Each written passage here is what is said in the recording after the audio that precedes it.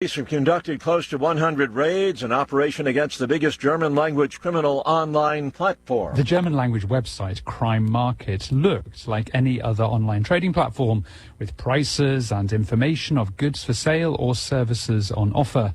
But the products offered, such as drugs, are illegal and the services criminal. The website also provided detailed information about how to commit severe crimes. Police have now shut down the portal and are targeting both the platform's operators and anyone who's been using the website to buy or sell illegal products or services. The BBC's Damien McGuinness. A report from Britain's National Audit Office says the British government's plan to send some asylum seekers on a one-way trip to Rwanda could cost nearly £500 million British pounds, plus hundreds of thousands more for each deported individual. News and analysis, townhall.com. Election interference later in the year. The FBI chief sees it as a real threat from abroad. FBI Director Christopher Wray is warning of the growing potential for foreign meddling in this year's elections. He says it's something the U.S. has confronted before. But this election cycle, the U.S. will face more adversaries, moving at a faster pace and enabled by new technology. Wray told a national security conference advancements in artificial intelligence raise particular concern. Advances in generative AI, for instance, are lowering the barrier to entry, making it easier for both more and less sophisticated foreign adversaries to engage in malign influence. I'm Ben Thomas. Risking retribution from the Putin regime, hundreds have turned out in Moscow, paying their final respects to the late opposition leader Alexei Navalny and laid to rest in a Moscow cemetery. More on these stories at townhall.com.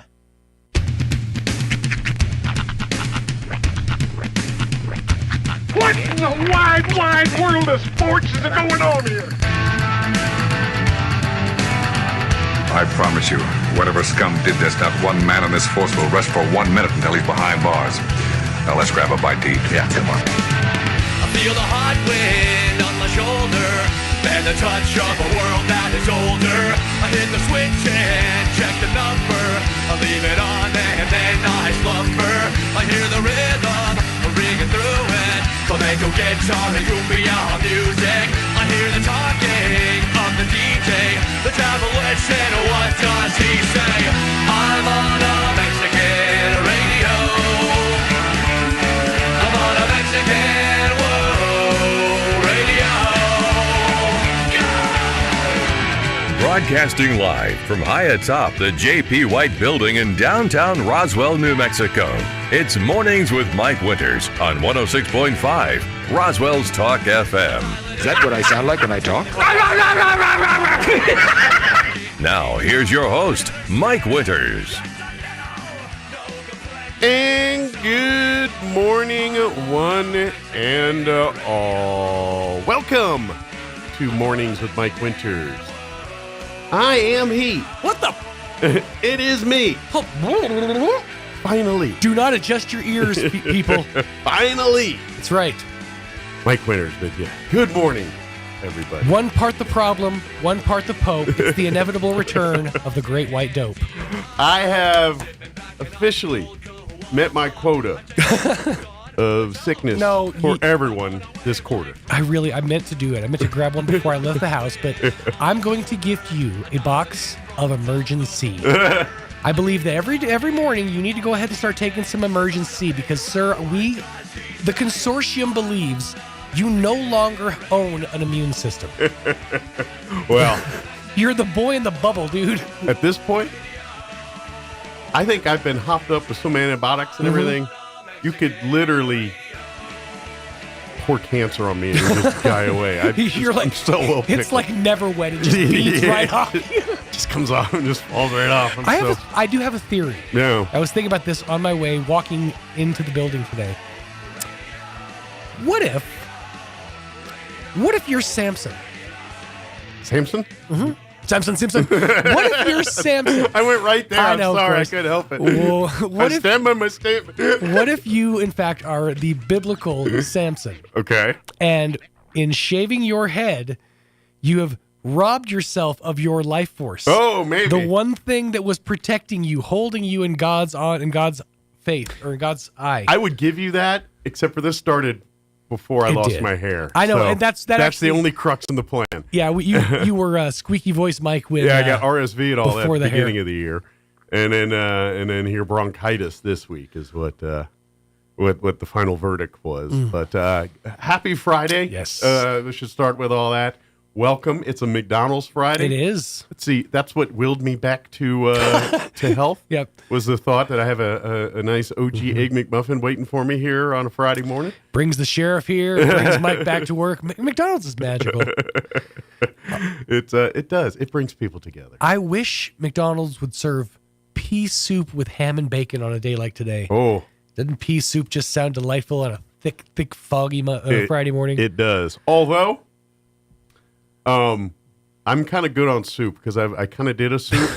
Yeah. And so this would be day 3 of soup. That's the thing is, anytime you make soup, you make a lot of soup. Nobody ever makes a little soup. You can't make a bowl of soup. Yeah. This is impossible unless you open the chunky can and pour it into the bowl. You ain't getting a bowl of soup. Right. You know, you got to make it by the gallon. So, but yes, I doing much better. I feel better. I mean, I got a little lingering of cough and cold, but I mean, I felt the best I felt today and yesterday than I've probably felt in a month. So it feels like the Dementors of like Harry Potter. Yeah. How sickness has just been spreading in the streets. Like everybody's getting hit with something. Like I'm not sick. I'm a little, congested, but well, and that's just it too. I think I literally kind of, instead of, to be honest, shutting down and resting for the last 2 days has been the best. Between that and I got pumped with antibiotics. And I'll tell you here in a minute what the regime of my week was. But I think part of that was just admitting, do this, you got to get better, and then go, because trying to work and be sick at the same time I think it drug this out longer than it should have. I think if I just shut her down and tried to get better, and then but once I kind of did that, now I find like, okay, now maybe I'm through this garbage. Now my wife's not feeling so good this morning, but I'm not worried. I'm pickled. Right. So you ain't gonna give it back to me. That's true. I've got so much. But I've your rubber and she's glue. So kind of what happened, Monday came to work and I was feeling a little coughy, sneezy, kind of, and plus on top of that, and that's why I didn't know, because they switched my diabetes med like a month ago. Right. And so they've switched over, and so I've been dealing with the adjustments of that.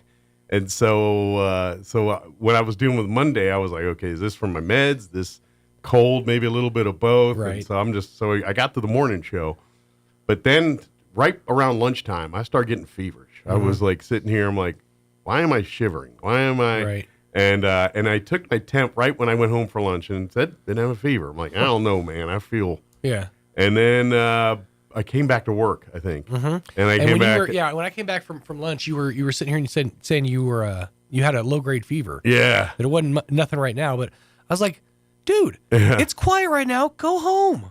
And then and that sucker started shooting up that afternoon to about 102. Yeah. And then so Tuesday I actually had to go to the doctor's anyway for my regular doctor's appointment. Well, that's just serendipitous. Yeah. So that turned into a sick visit, and that's when he listened to me, he goes, you got pneumonia. I made the joke that most doctors, they like to take a little care and be easy. Well, we're not sure. There's a number of things it could be. We're still looking into it. We're gonna take some tests and we're gonna let you know. Yeah. Your doctor took the opposite approach and went, holy moly, that's pneumonia. Well, in all fairness, hey, buddy, come look. Have you ever seen pneumonia? This is it. In all fairness, my doctor's been my doctor since I've been in Roswell, 20 plus years. Yeah, so it's not like we're new. Your doctor we know each other. Was my family's physician when I was in high school. Yeah, so we have a history where Mike's doctor he'll get on to me about things, and I just tell me what's going on. Mike's doctor, his medical doctor is actually Dr. Magoo.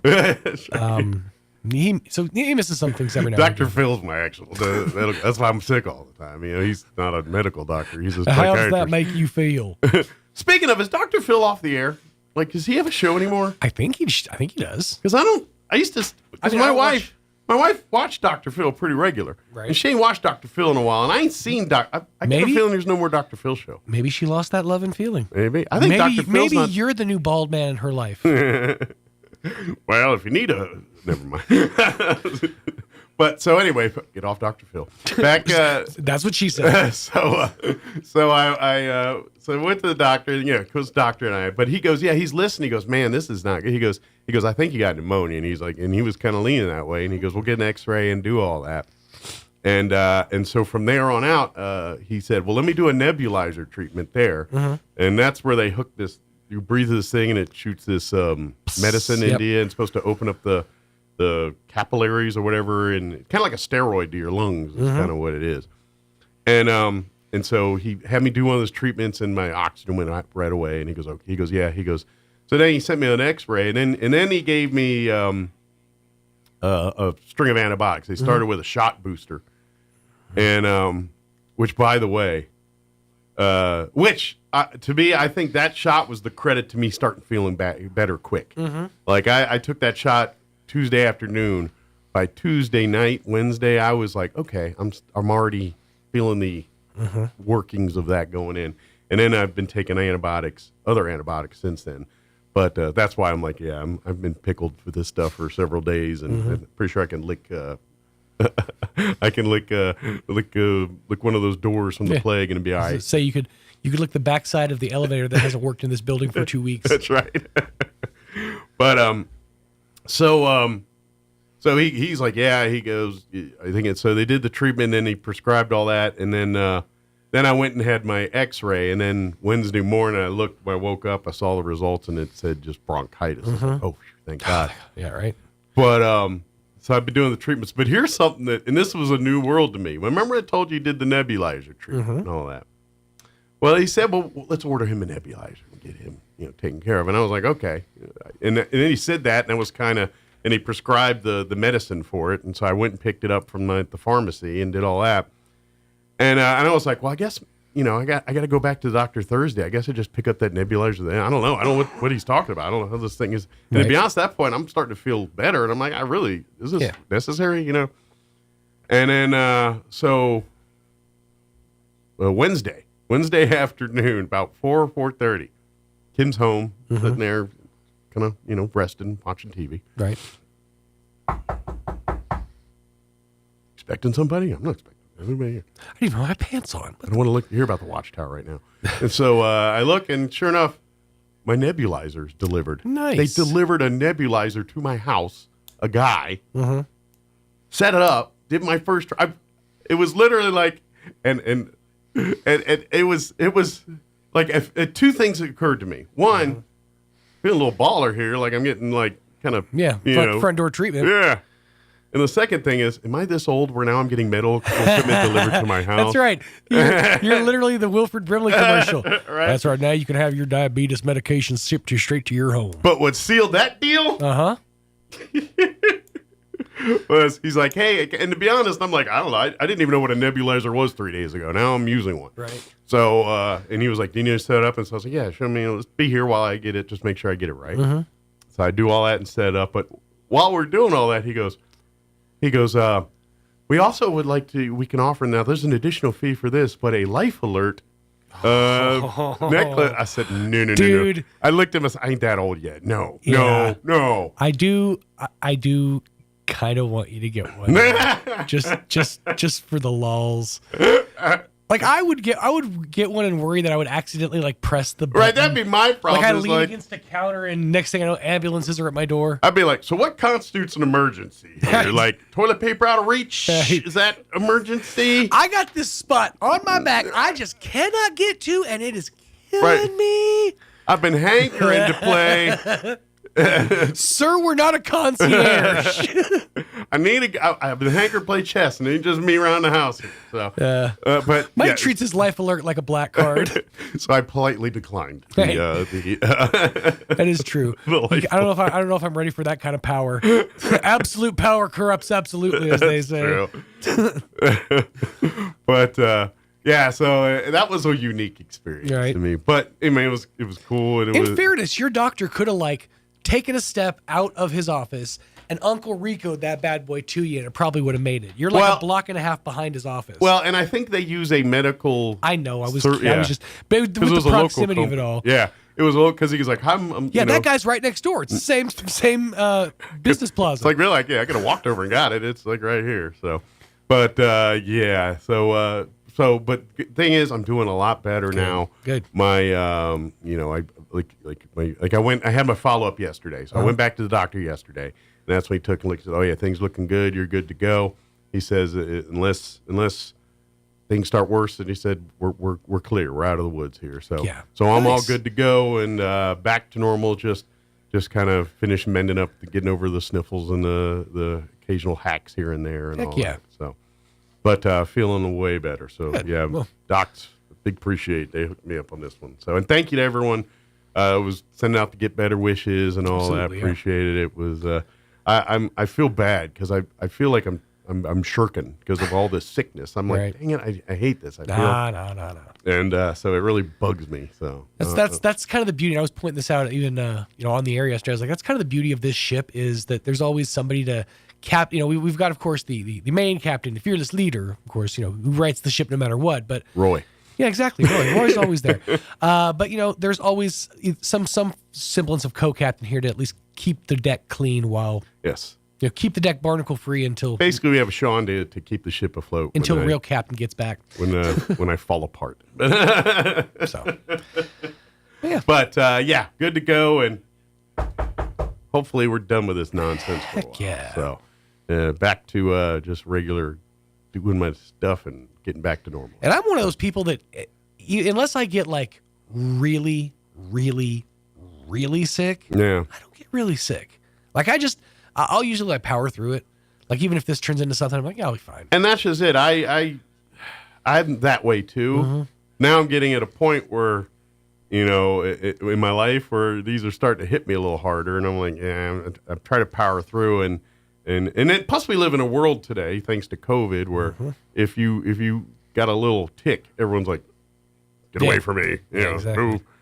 poof, be gone, Although, I noticed because when I went to the doctors, I was sick this week. I wore a mask. Normally I don't wear masks anywhere and do all that stuff. I'm, right. But I'm like, I got bronchitis at some point thinking I have pneumonia. Yeah. Now that being said, I wasn't out diddy bopping around. It was pretty much to the doctor. This is Mike was going to the skate park, he does. The bar, all the places one does. But no, when I go to the doctor's office, whatever, and of course I go to the doctor's office and me and the staff are pretty much, and that was some of the staff, were pretty much only ones in masks. There was, one or two seniors that were kind of waiting for doctors, but for the most part, and I know every person, especially any male that was in their 40s, 50s, looked to be like, Nancy boy. And of course, I'm sure none of that happened. Right. But in my head, that's what I'm turning to. You always build the monologue bigger than it actually is. Yeah. But I just noticed, I'm like, and so. It's so funny to me to think back that it was just a couple of years ago. You just look in a park and you just see one dude walking his dog just by himself. Right. Nobody for hundreds of yards, still rocking that mask. Mm-hmm. Yep. Yeah. Well, I had some of those moments. Yeah. And I'm sure everyone else's doctor's office is like this because this is just the way doctor's offices are across the land. Mm-hmm. But you get in the waiting room and you wait for them to call you to the back, and then they do their, your blood pressure and weight and all that, and then they put you in another room to wait for the doctor to come see you. So in that time where they put you in the other room, at my doctor's office, he's a very popular doctor, as is I think every doctor in this town. Right. Waiting can sometimes, it's not uncommon for me to sit in there 45 minutes, an hour. Sure. Until the doctor pops in to start doing what the doctor does. Mm-hmm. So in that time, and I've spent a lot of time in that place this past week. So I was sitting there, and I'm literally in a room about half the size of the studio I'm in now. Mm-hmm. Sitting there in a chair with my phone, playing my unscramble game, in my mask, by myself, and I sat there literally for a good 30 minutes, like, what am I doing with a mask on? And I just sat there. But the second you pull that mask down, Yeah, hello, how you doing? And that's one thing that I always love. Every doctor I've been to, up to and including my kid's pediatrician, will always, before they walk in. Oh, yeah, they do. I know, but it's like, what do they think they're going to catch me doing?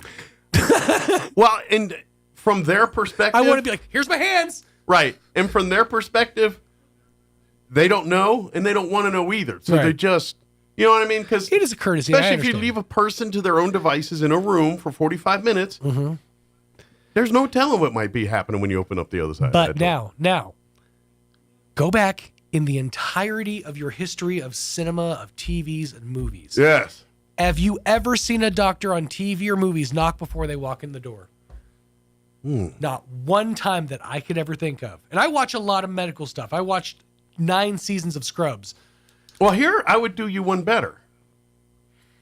Is there ever a closed door that they come in from? Or they just come rolling into a room with an open door? That's true. It's almost always open doors. Yeah. ER style.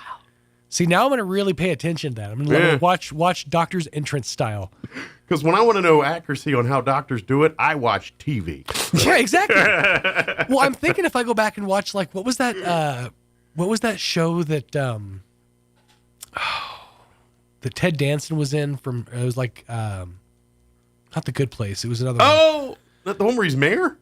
I think it was that one, yeah. But there's a couple of like clinic scenes where like he's in the clinic, and I want to see I want to go back and like watch those specific scenes because hospitals are different. Usually the doors are open to hospital scenes, but like I feel like if it's a clinic that he knocks first. I give you a good example, but I don't have time to explain it because I really want to talk more about it. So we'll have to do it next hour. All right. But because I picked up a show on Netflix yesterday. That it's one it's actually a sci-fi show that's one of their more popular ones, and I remember seeing commercials for it and be like, I kind of want to see this, right? But it's on Sci-Fi.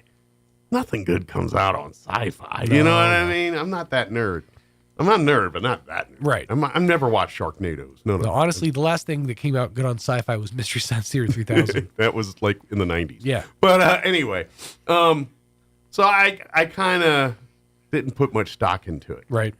And, they showed the first, I don't know how many seasons of the show are, but first 2 seasons are up on Netflix. And I'm like, all right, I'm sick. Got nothing else going on. It's either this or, another episode of Roseanne or Judge Judy or something. So I popped it on and I watched the first 4 episodes, and I ain't gonna lie, I'm kind of reeled in a little bit. Nice. The show is called Resident Alien. Oh, okay, yeah. I think I have heard and the that. premise of the show is it's in Podunk, Colorado, Patience, Colorado, or something, some kind of very rural community. Right. And alien crashes, and actually the alien was coming to Earth to study and then destroy us, and then crashes, and then ends up having to assimilate into the town while he continues his mission. And so he becomes the town doctor because of what happens and all. And so it's a comedy drama, more comedy. And so he like wears like a skin suit, or like does he just look like a dude? Well, no, he looks like an alien. Okay. And he transforms into somebody else, and kind of, that think of that Marvel trope. Right. But and then the premise of the show is him trying to continue his mission while also experiencing human life, and turning out I've only watched 4 or 5 episodes, so I can't tell you the whole thing because I don't know, nor probably shouldn't. So it's a dramedy, or is it like a? It's a comedy, but not a complete comedy. Right. There are some parts that are serious. It's heartfelt and a little action oriented, but mostly. There is death and a little darkness to it, so it's probably not for every audience. Sure. But I'm telling you, it is pretty good. From the first, I was from a Sci-Fi Channel piece. They've outdone themselves. This is their Casablanca or whatever you want, Gone with the Wind, because it is by far the best thing I've ever seen on Sci-Fi Channel. That's go ahead. Oh, I said the filming's actually really good too. So you know the show? Yeah, It's a good show, right? Yeah, we watched a few episodes of it. Yeah. It actually reminds me of an older, much older sci-fi show called Eureka. I don't know if Oh, you've ever I seen that. remember that one. Eureka, Yeah. yeah. Yeah, that's one where he's the sheriff. Yeah. What's his name? The Maytag guy. Oh, really? The new Maytag guy. Okay. The guy who's the yeah. That's the Eureka sheriff. Oh. I can't remember his name. I briefly watched a show that sounds kind of similar to this for like a couple episodes called Erie, Indiana, back in the day. I remember the commercials for that. I remember nothing about it, but I remember commercials for it. And it was very that I feel like it was same on vein ABC. of like everybody's got a secret, and each episode is sort of like a new person in the town and what's their thing. Yeah, but it's really done. I love, and to be honest, the parts that kind of make me laugh is the opening credits, and they're very brief little. It's like a segue into the show almost. Right. But the opening credits, it looks like clips from a maintenance manual that he owns of how to do things as humans and not properly, and so it's all like those air. When you pull out the airplane, it tells you what exits to go to, and It's got the pictures X and yes and no, and it's all stuff like with humans and things we do, eat food in mouth, not in ear, or things like that. It's just funny, but anyway, it's a good. I'd be willing to check it out. I don't have Netflix. That's like the one I don't have. Oh, I can. The best part is Alan Tudyk is the main actor. Yes, I've seen him and stuff. I just couldn't remember like anything. He's like the producer of the show. Too. Oh, is he? Okay. I think is he the guy from Knight's Tale? Yes. He's the the. I was gonna say he's Pirate Steve from Dodgeball. Oh, that's right. Same Pirate guy, Steve from Dodgeball. He's also the sidekick in Knight's Tale. Yes. One of the three. He's the main guy, and the more I've watched it, the more I'm like, all right. I kind of like tonight when my wife goes to bed. I'm popping in a few more of these episodes. You don't think she'd be in?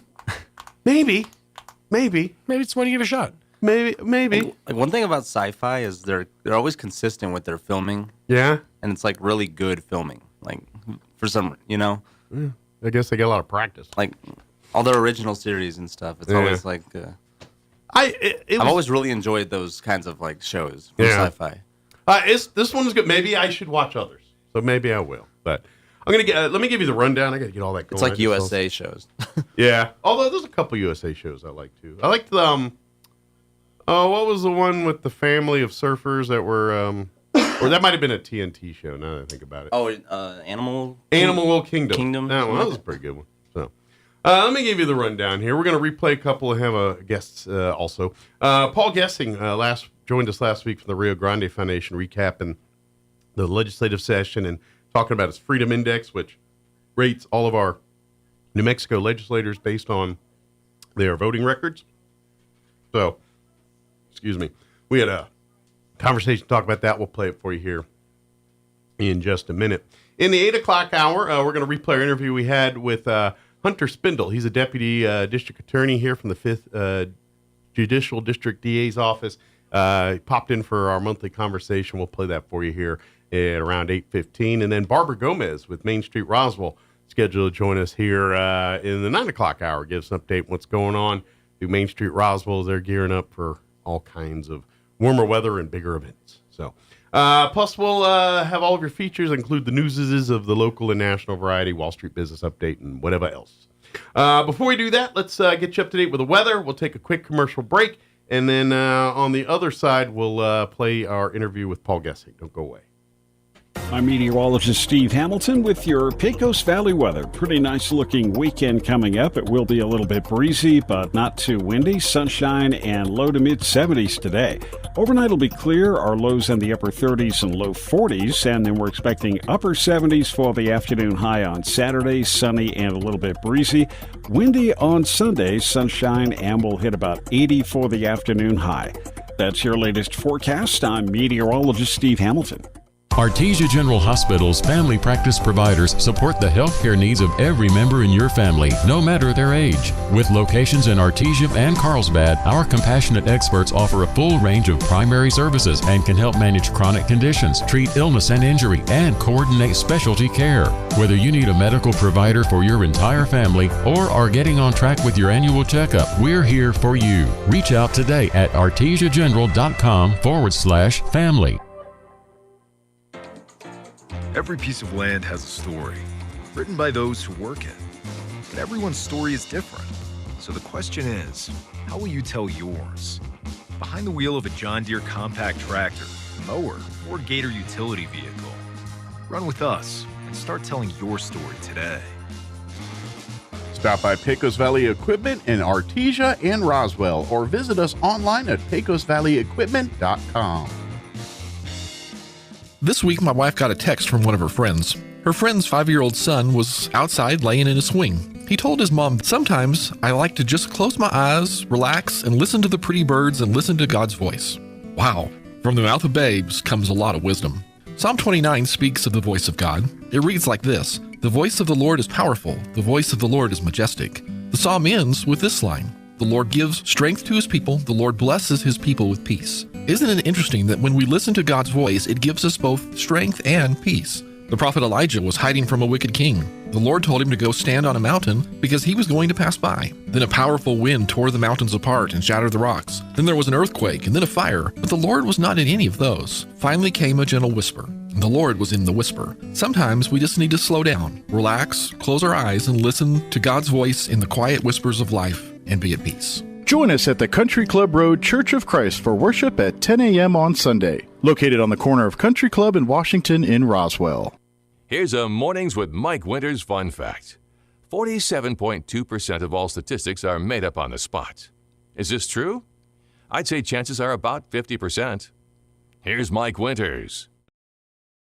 And good morning. It is 8:42, and joining us on the phone this morning from the Rio Grande Foundation, Paul Gessing back with us. Good morning, Paul. How you doing today? Well, it's good to be with you, Mike. It's always glad to talk to you here. For folks not familiar, the Rio Grande Foundation is kind of a grassroots organization that really they kind of keep tabs on what is going on in the state, particularly when it comes to economics and crime and many of the freedoms in what they're trying to do in the legislature and protecting and taking away your freedoms. And so that's really what the Rio Grande Foundation, they're the ones that kind of try to put that kind of stuff out to the public so they know what's going on here. Is that pretty good summation of the Rio Grande Foundation?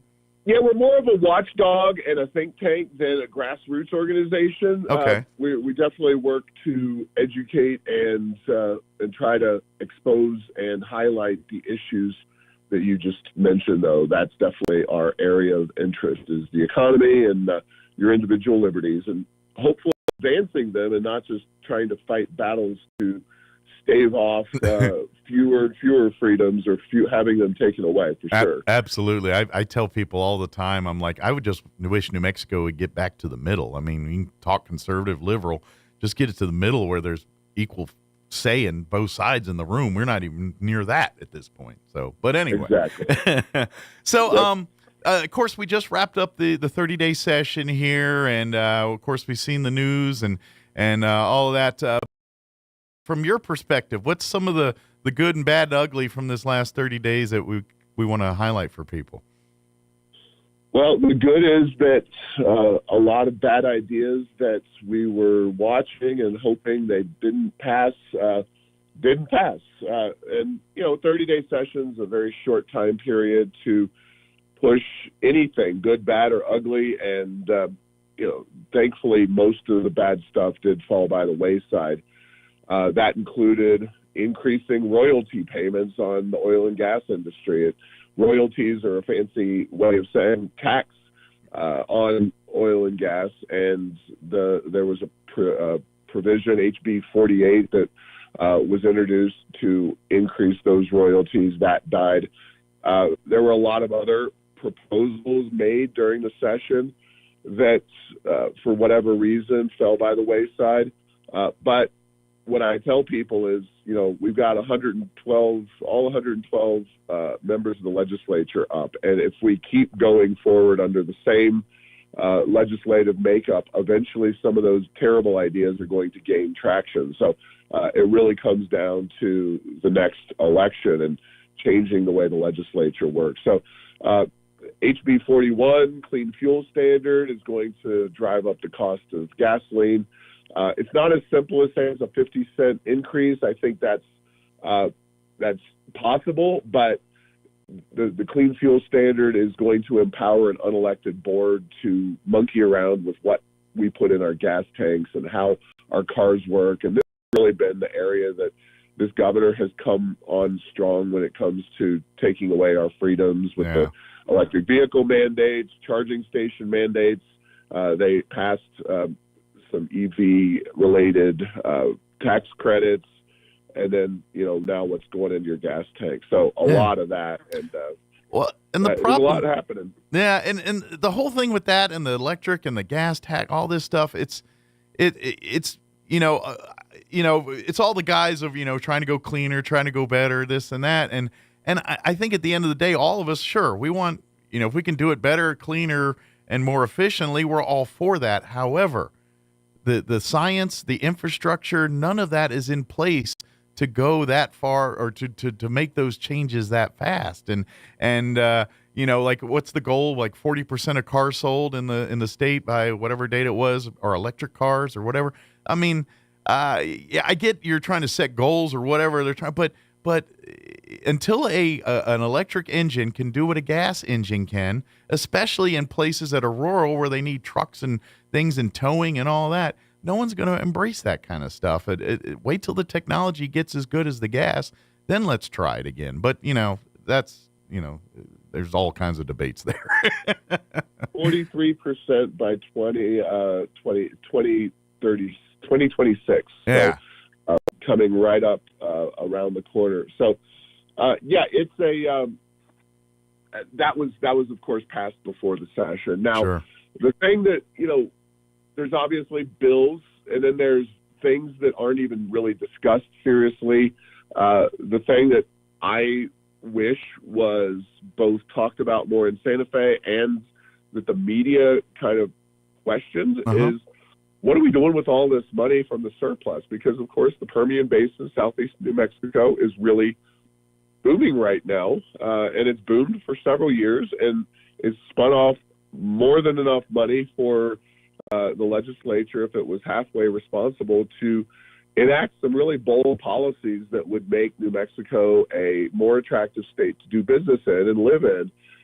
We're losing our young people. They're moving out of state. We are attracting some older people, but our population's stagnant.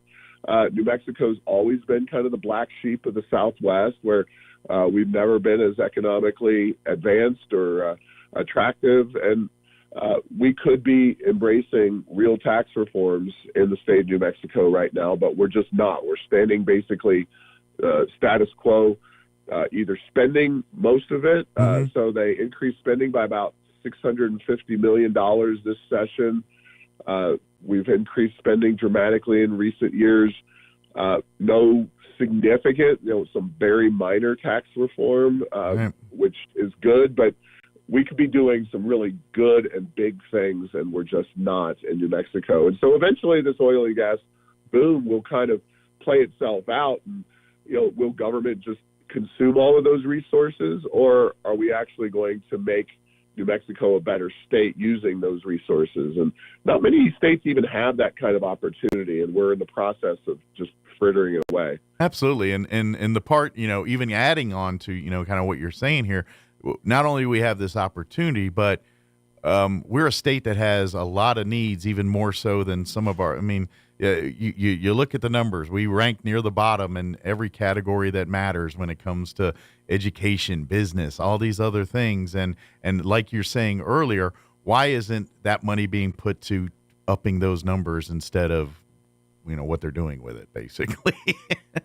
Yeah, well, I have answers to that. And one of the answers is that, Democrats have controlled the state for, more or less 94 years. Starting with 1930, they basically controlled this state. Well, why would you, if you're an elected Democrat, work to transform the state in a better direction and bring more businesses here when you right now have your political power from the status quo? So they figure, we'll just do what we've always done, which is stick it into government, whether it's spending right now or into various permanent funds and rainy day funds.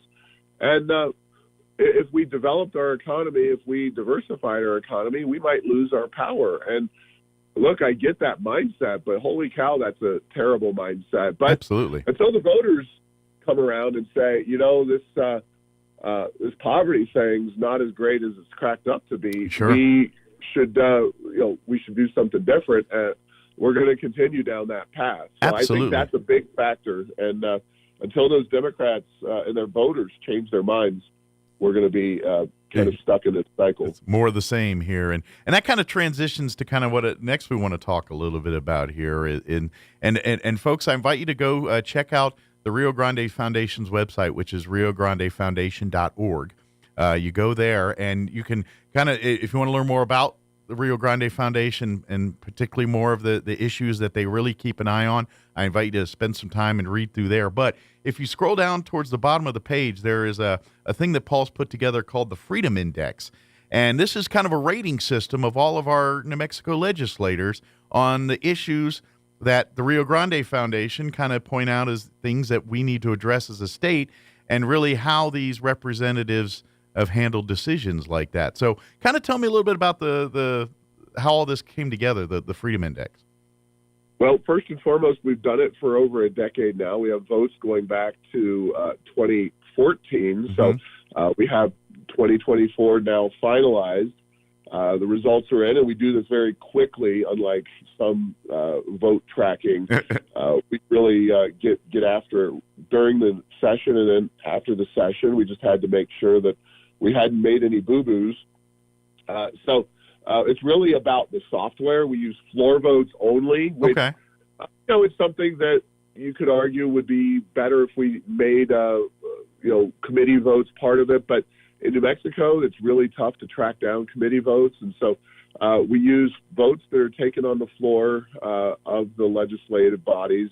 We already pre-rate them, from a +8 to a -8, +8 being the very, very good bills, -8 being the very, very bad ones that are expanding government, taking away our freedoms. And when people vote on those, so if they vote no on a bad bill, they get 8 points, if that's an 8-point bill. If they vote yes on a good bill, they get 8 points, or everything in between. And then the software just adds up the vote totals, the numbers. And you see what that individual legislator's track record is. Interesting. Now, I will first say that each individual legislator has different pressures and faces different forces acting upon them. Absolutely. The House votes more often than the Senate, so the scores tend to be higher in the House. Southeast New Mexico tends to be a good conservative area with majority voters understanding free markets and limited government. There's some people in the Albuquerque area or this part of the state that are facing, 50% districts that could go either way. So you have to take those kinds of things into account. But ultimately, you really get a track record based on this session. And if you want to check out previous sessions, you can do that to see how people are voting on those pocketbook issues, education freedom and issues, and constitutional liberty issues. And that's really what we look at. And to be honest, this is tools. And I preach this every time on this show. When it comes to election time, this is, despite all what people and hype tell you and try to steer your vote one way or another and try to tell you your vote's useless this way or that, all the tactics that are used, you need to kind of shut that stuff down and do your homework. And this is how you do it, is you go to places like the Rio Grande Foundation.org and you read this stuff and you check it out. So when it's time to see the people and the thing, you're like, okay, I know exactly where they stand. And now you're not making a decision based on, well, so-and-so says I'm wasting my vote here or this or that. You're the person reading the things. And if you go like through the Freedom Index, you can see exactly how these representatives vote. There is no, well, maybe it's right there in black and white. They voted yes on this bill. They voted no on this bill. That's a clear indicator on how they feel about these particular issues. So that's about the most direct way to find out how people feel, with less of the filters of everyone else trying to steer your vote in their direction, if that makes sense.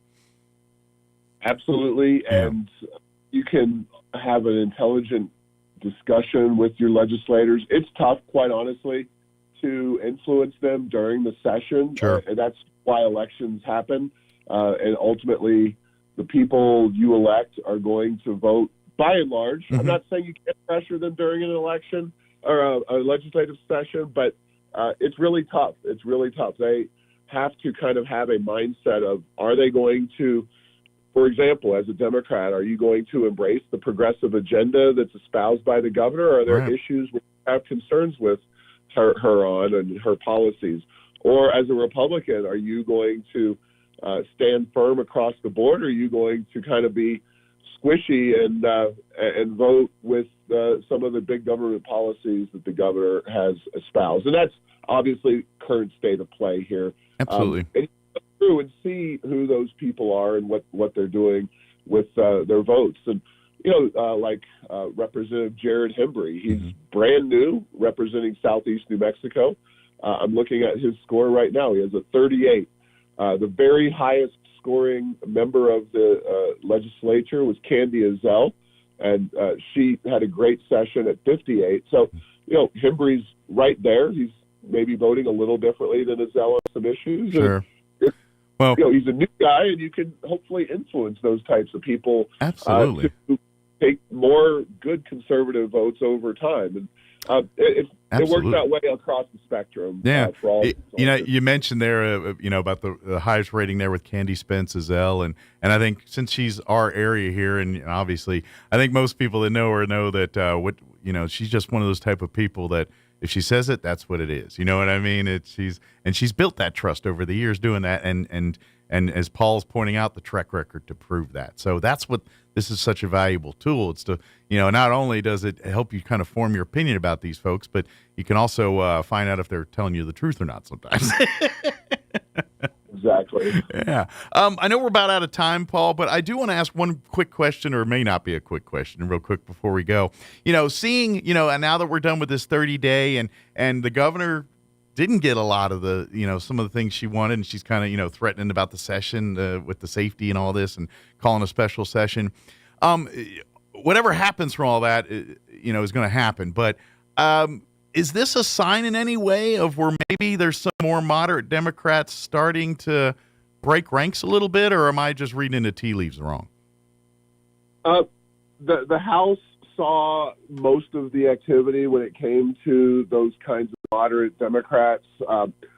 There were some critical issues, specifically 4-day school weeks, defending them from the governor, the clean fuel standards, some of the gun issues. There were paid family leave. It wasn't a consistent group necessarily, but any given number of about 8 to 10 Democrats in the House, typically representing more rural communities, they did often buck the trend of the Democrats just voting in lockstep together. Okay. So if you look at the Freedom Index, you can really tell that there's a lot of Democrats. They just, by the nature of our index, they hover around 0. Those are the ones who are kind of the more responsible, in my opinion. And then the progressives are voting in the -50, -40 range. And so, for example, by name only, and I don't even know exactly where these people are, but Tara Jaramillo and Leo Jaramillo, same last name. One votes at a 0, Tara Jaramillo. One votes at a -48, Leo Jaramillo. So obviously Tara is taking some votes, and while 0 is not spectacular, it could be a lot worse. Exactly. And, she's one of a group of about 8 to 10 who are voting in a more moderate direction, and 0's a people lot. are going to need the support of folks as well. Absolutely. Just because the progressives have the money and the resources, and they'll come after you if they don't like what you're doing. Yeah, it's that thing. It's New Mexico needs to get back to the middle. If you're conservatives at this point, the first goal is to try to get it where there's equal footing in the House, where representation's equal. We're nowhere near that, and if we can get there, that's a huge win. So, Paul, as always, appreciate the visit, and I got to get you on the phone more often and get your thoughts and opinions. So we need to get up to get that doing on a more regular basis here. But as always, Paul, appreciate it. And folks, check out his website, riograndefoundation.org. You can learn more about everything we just talked about here and then some. And even if you want to get more involved and be a part of the foundation, there's links for you to do that too there. So, Paul, is there anything we missed that you wanted to get out there, or did we cover it all? I think we're good. I appreciate it. Anytime, Paul. Appreciate it. We'll have a good weekend. We'll see you next time, okay? All right. All right. Take care. Bye-bye. All right, that was Paul Gessing with the Rio Grande Foundation, and check out his website, riograndefoundation.org. All right, 106.5 Roswell's Talk FM, KEND, Roswell, New Mexico, news in progress. Now for your Pecos Valley News Update, I'm Jared Cirillo. Roswell has been selected as one of the 3 finalists to host the National Championship Air Races, a one-of-a-kind racing event that's brought an estimated $100 million annual economic impact to its current home in northern Nevada. The Reno Air Racing Association says the other 2 cities in the running are Pueblo, Colorado, and Casper, Wyoming. A final decision on the future home of the National Championship Air Races is expected in April. Find out more details online at airrace.org. More traffic signals may soon be placed around Eddy County because of success of the new signals at the George Shoup Relief Route and U.S. Highway 62-180. New Mexico DOT and Eddy County worked together to place this first light, which has improved traffic flow and safety for the traveling public, according to an NMDOT statement. Other busy intersections that could soon see traffic signals are Corrales Road and 62-180 near Carlsbad, and Mill Road and US 285 in Artesia. You're up to date. I'm Jared Cirillo reporting. As your loved ones grow older, you want to keep them safe while respecting their independence. Tech can help. I'm Kim Commando. Get ahead at work with Tech Smarts at getkim.com. For starters, the Apple Watch SE can detect falls as well as cardiac events and call emergency responders automatically. Another great tool, the Amazon Echo Show smart speaker. You can drop in on someone and have a video call without them doing a thing. Plus, there are pay plans for automatic pill reminders and caregiver features. Now, having limited mobility makes it hard to check if all the doors are locked. A smart lock lets you lock the door remotely through a smartphone. It also sends notifications if a door's been left open. Another great piece of tech to get, a smart plug. With these, you can turn anything smart, like a lamp. Family members can use their smart speaker or phone to turn the lights on and off, among other things. And finally, a video doorbell to get alerts for packages, people, cars, and anything else in its view. Join 500,000 folks and get my free newsletter at getkim.com. I've said it time and time again. If your computer or phone is unprotected, you're just asking for trouble. There are literally billions of malware programs already out there, and each day hundreds of thousands more are released. Let's face it, it's not a matter of if you'll be hit, but when. And with hackers embracing AI, it's getting harder than ever to spot threats yourself. That's why I use Total AV's award-winning security suite on all my devices, both at home and on the go. It's cutting-edge security that provides real-time protection from viruses, malware, and more. Plus, you can protect up to 5 devices all under a single plan. So whether you're on a Windows, Mac, iOS, or an Android device, just install the easy-to-use app, and that's it. You're protected. And as a Kim Commando listener, you can get your first year of Total AV for only $19. Just head to protectwithkim.com for this exclusive discount of over 85% off the regular price. That's protectwithkim.com. Protectwithkim.com. It's just $19 for the first year at protectwithkim.com. I'm meteorologist Steve Hamilton with your Pecos Valley weather. Pretty nice looking weekend coming up. It will be a little bit breezy, but not too windy. Sunshine and low to mid 70s today. Overnight will be clear. Our lows in the upper 30s and low 40s, and then we're expecting upper 70s for the afternoon high on Saturday. Sunny and a little bit breezy. Windy on Sunday, sunshine, and we'll hit about 80 for the afternoon high. That's your latest forecast. I'm meteorologist Steve Hamilton. It's time for the Chavez County Sports Report. Moving on up the ladder of the district tournament. That's the case for Roswell, NMMI, and the Hagerman guys, all getting victories last night. For Roswell High, it was an 86-64 victory over visiting Hobbs. Roswell moves to 16-12 on the season and will play at Clovis for the district title. That'll be Saturday night at 6 o'clock. Meanwhile, NMMI disposed of Tucumcari, no problems, 62-30. 47 to move to 15-10 on the year. And Hagerman, in an upset, wins at Loving 83-74. Hagerman only 8-19 on the season, but now they're one step away from the district championship. They'll play at Jowl tonight. If they win that, they will play against Eunice. Meanwhile, Gateway Christian falls at Dora by a score of 58-48. The Sports Report brought to you by DSI. Call DSI for all your office technology needs. I'm Eric Butler at Roswell's Talk FM 106.5. With the Wall Street Business Report, I'm Bill Alexander. U.S. prices accelerated in January amid a surge in the cost of services like housing and finance. But the annual increase in inflation was the smallest in 3 years, keeping a mid-year interest rate cut from the Federal Reserve on the table. Wildfires raging in the Texas Panhandle are leaving an economic impact. Tens of thousands of livestock killed. That's according to the state agriculture commissioner. Citigroup will lay off 286 employees in New York. Citigroup said in January it would cut 20,000 jobs over the next 2 years, while acknowledging a clearly disappointing quarter. Skippy peanut butter maker Hormel Foods topped market expectations for first quarter sales and profit on Thursday, helped by the resilient demand for its high-priced meat products and ready-to-eat meals, sending its shares up as much as 16.8%, as more consumers preferred cooking meals at home. For the Wall Street Business Report, I'm Bill Alexander in Washington. Here's a Mornings with Mike Winters fun fact. Did you know you share your birthday with at least 9 million other people in the world?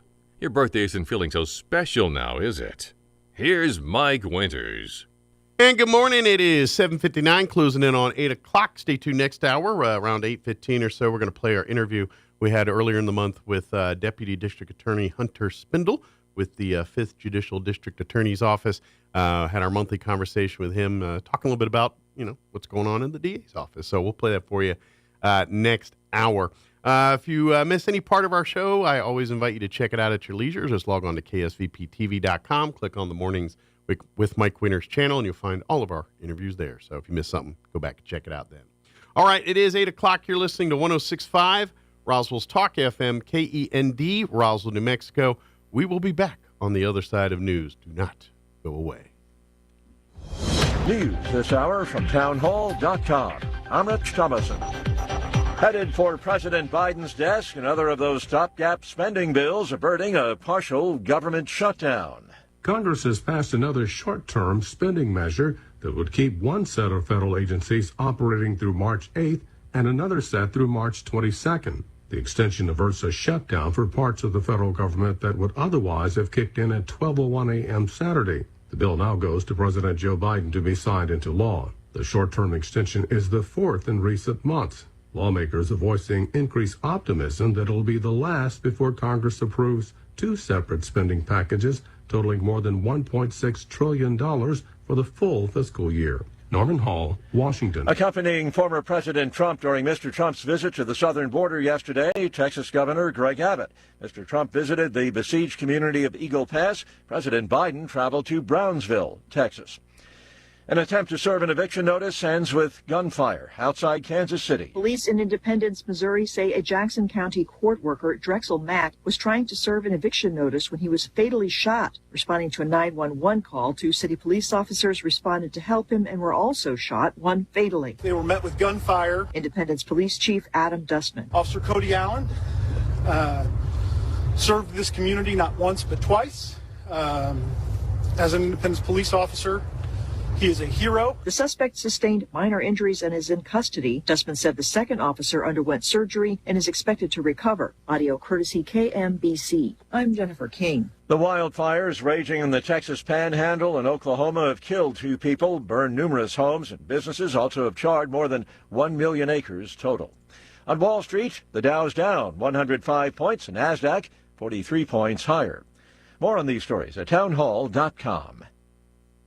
Here's an important message from the Diabetes Solution Center. Do you like pricking your fingers to test your blood sugar levels? No one does, but it's important to maintain your health. And now, by wearing a small remote device called a continuous glucose monitor, or CGM, you don't need to prick your fingers anymore. It's easy to use and helps you make more accurate diabetes treatment decisions. If you are testing your blood sugar 3 or more times daily, injecting insulin, or using an insulin pump, call the Diabetes Solution Center right now. And if you have Medicare or most major insurance coverage, you may be able to get a new CGM at little to no out-of-pocket cost. Shipping is free, and we'll even bill your insurance company for you. If you are testing your blood sugar 3 or more times daily, injecting insulin, or using an insulin pump, call the Diabetes Solution Center right now to learn how to end the painful finger sticks and get your own continuous glucose monitor, or CGM, at little to no out-of-pocket cost.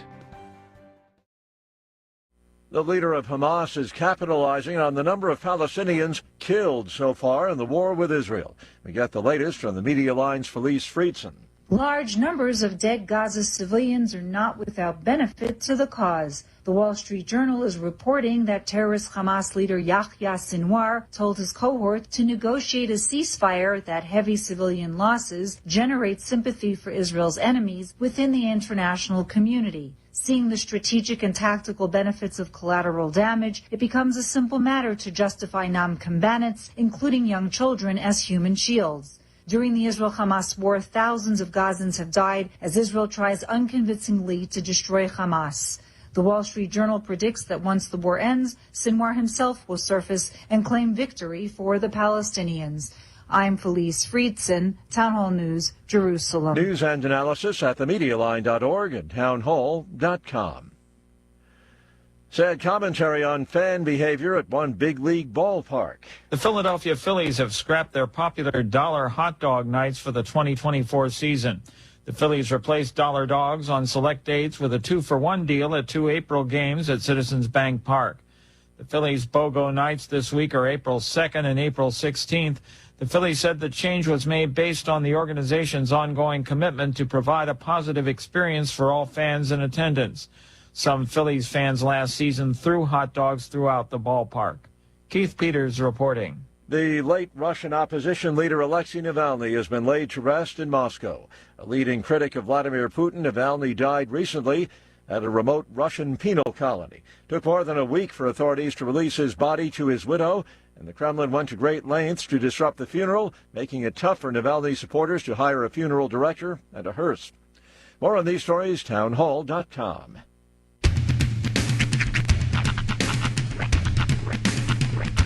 What in the wide world of sports is going on here? I promise you, whatever scum did this, not one man in this force will rest for 1 minute until he's behind bars. Now let's grab a bite to eat. Yeah, come on. I feel the hot wind on my shoulder and the touch of a world that is older. I hit the switch and check the number. I leave it on and then I slumber. I hear the rhythm ringing through it. Flamenco guitar and cumbia music. I hear the talking of the DJ. The travel witch and what does he say? I'm on a Mexican radio. I'm on a Mexican world radio. Broadcasting live from high atop the J.P. White Building in downtown Roswell, New Mexico.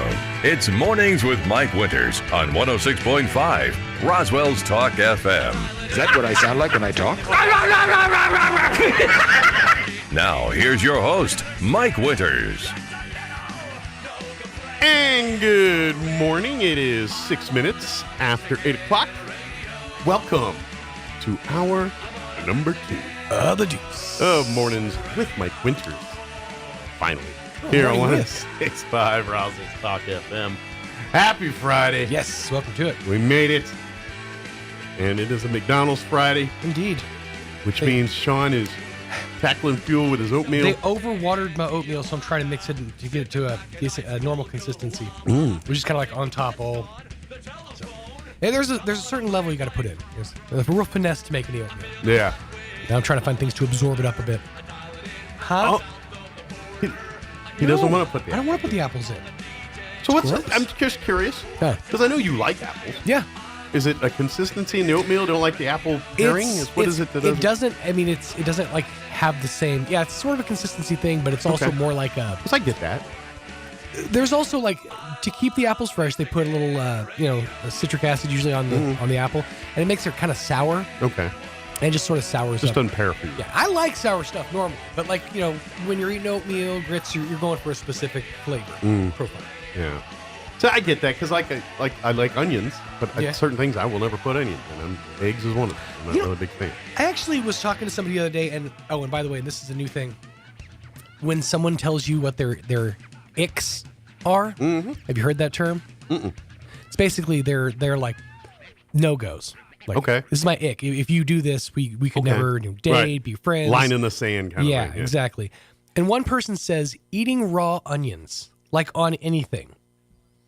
I'm like, you are robbing yourself of a lot of amazing experiences. To be honest, sometimes I prefer raw to cooked onions on a burger. I would agree. Yeah. I mean, I like grilled onions. Not all the time, but sometimes. Right, I like grilled onions, but sometimes I do prefer that crunch of the real onion. Yeah. They said because it's one of those, the person said it's one of those smells that no amount of gum or mints or brushing your teeth can actually get rid of. It's just, it hangs there. I'm like, yeah, but that's only if you don't like the smell. Yeah. Well, let me introduce you to garlic and a few other of these things that do the exact same thing, but you go stop eating them? Well, that same person also said another ick of theirs was when someone has to put their head back to take a pill.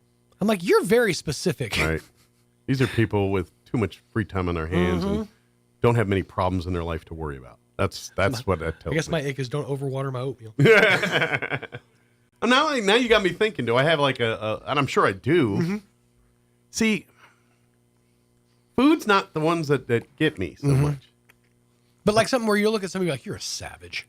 Yes. It's usually actions. Doing grooming in public gets me.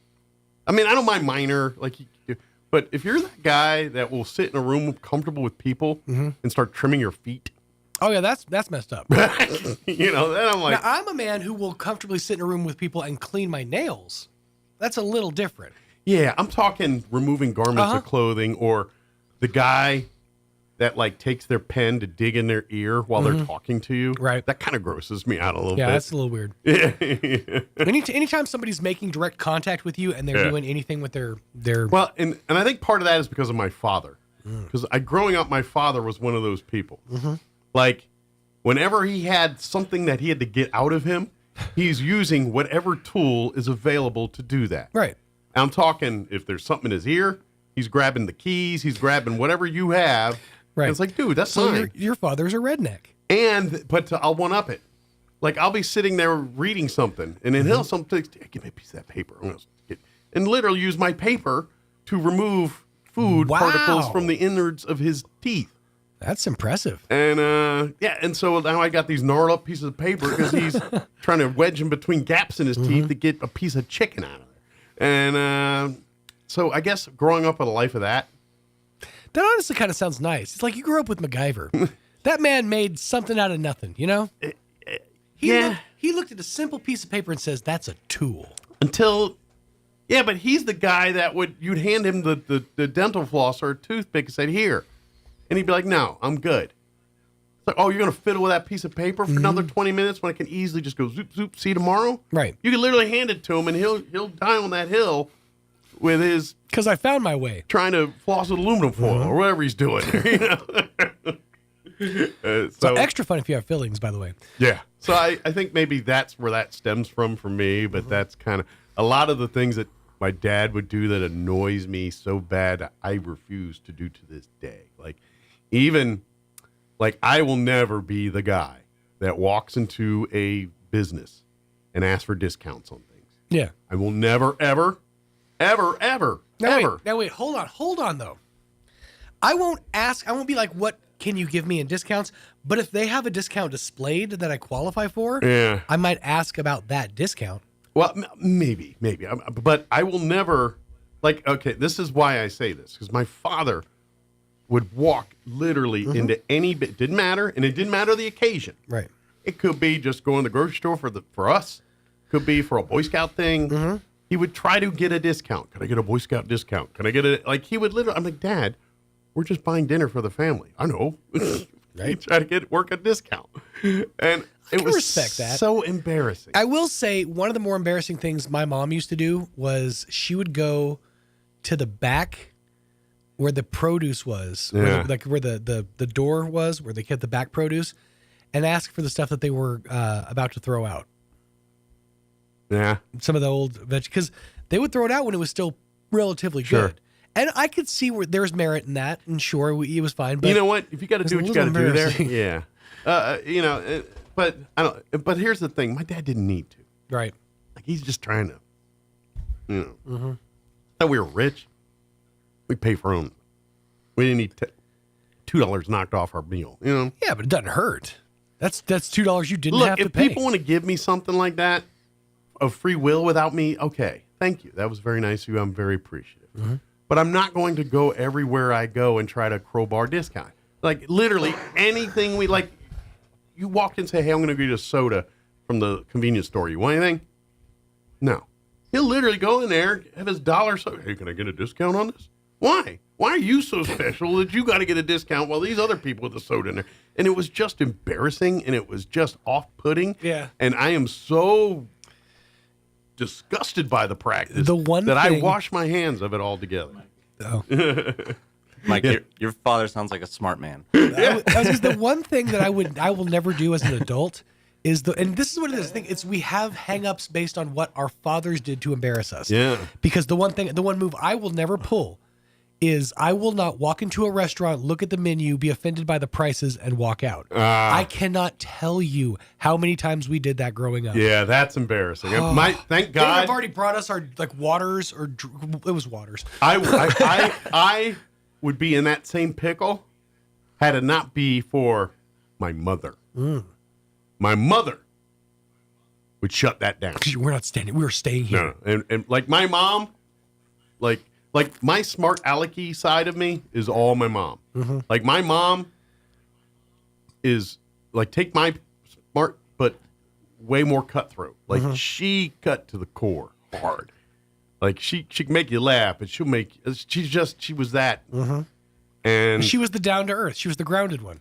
And whenever Dad got really into that mode, and Mom is like when Mom goon-handed him, it was a different. Dad gets the job done, but nobody messes with Mom.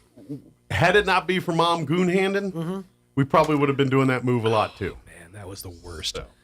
But we had our go-tos. I will say, luckily, we live in the world of apps where I can look at the price of someplace before I go to it, so I'm not going to be offended when I get there. Yeah. I just remember begging when you get to the Western Sizzling line, and at the end they had the cream dessert cakes. And I'm like, oh, I can't get the cream. Dad be like, no, too much. Mom, get it. Mom's the cool one. Right? And Mom would win every time because it's Mom. See, these days I feel like I have to do that. Like I'll go into like McDonald's or something, and I'll be like, "You got any deals?" Well, and look, like they have them and they offer them and they're there. I do it, but to download the app, my friend. But to specifically, and this is a different time I'm talking about too. There wasn't value meals and everything. You want a hamburger, you get a hamburger. Right. There wasn't like, would you like to biggie build? But they just, But I will say, back then was also okay. Maybe not your back then, but like my childhood, I would say maybe to an extent Roy's childhood. Yeah. We had these specific fast food deals. Yeah. Like, do you remember the 29-cent hamburgers, the 39-cent cheeseburgers? Absolutely. The bag of burgers was a common occurrence in my household. Trust me.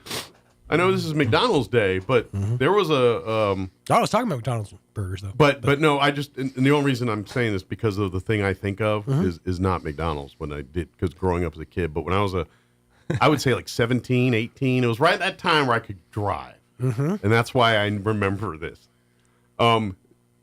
Kentucky Fried Chicken. I think they were still Kentucky Fried Chicken at the time. We're doing the Chicken Littles, which were these little mini chicken sliders, basically, and you got like 3 for $1 or something like that.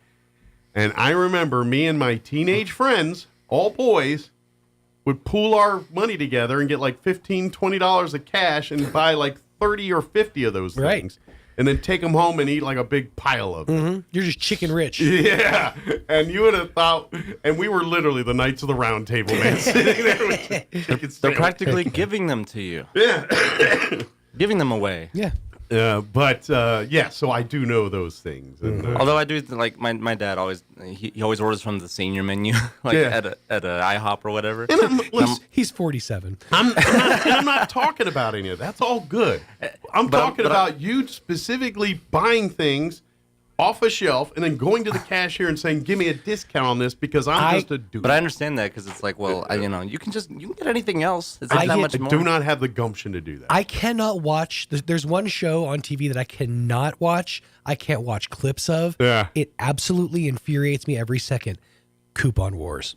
People. I love watching that. People who coupon are the devil. They're the worst type of person. I love watching that. Oh, it's so because when you are the worst part of the day for that guy behind that counter. You are the worst part of his whole day. I'm not gonna lie, when TLC on like a Saturday morning shows like a 3-hour marathon of cheapskates or coupon wars, I love those mental health shows.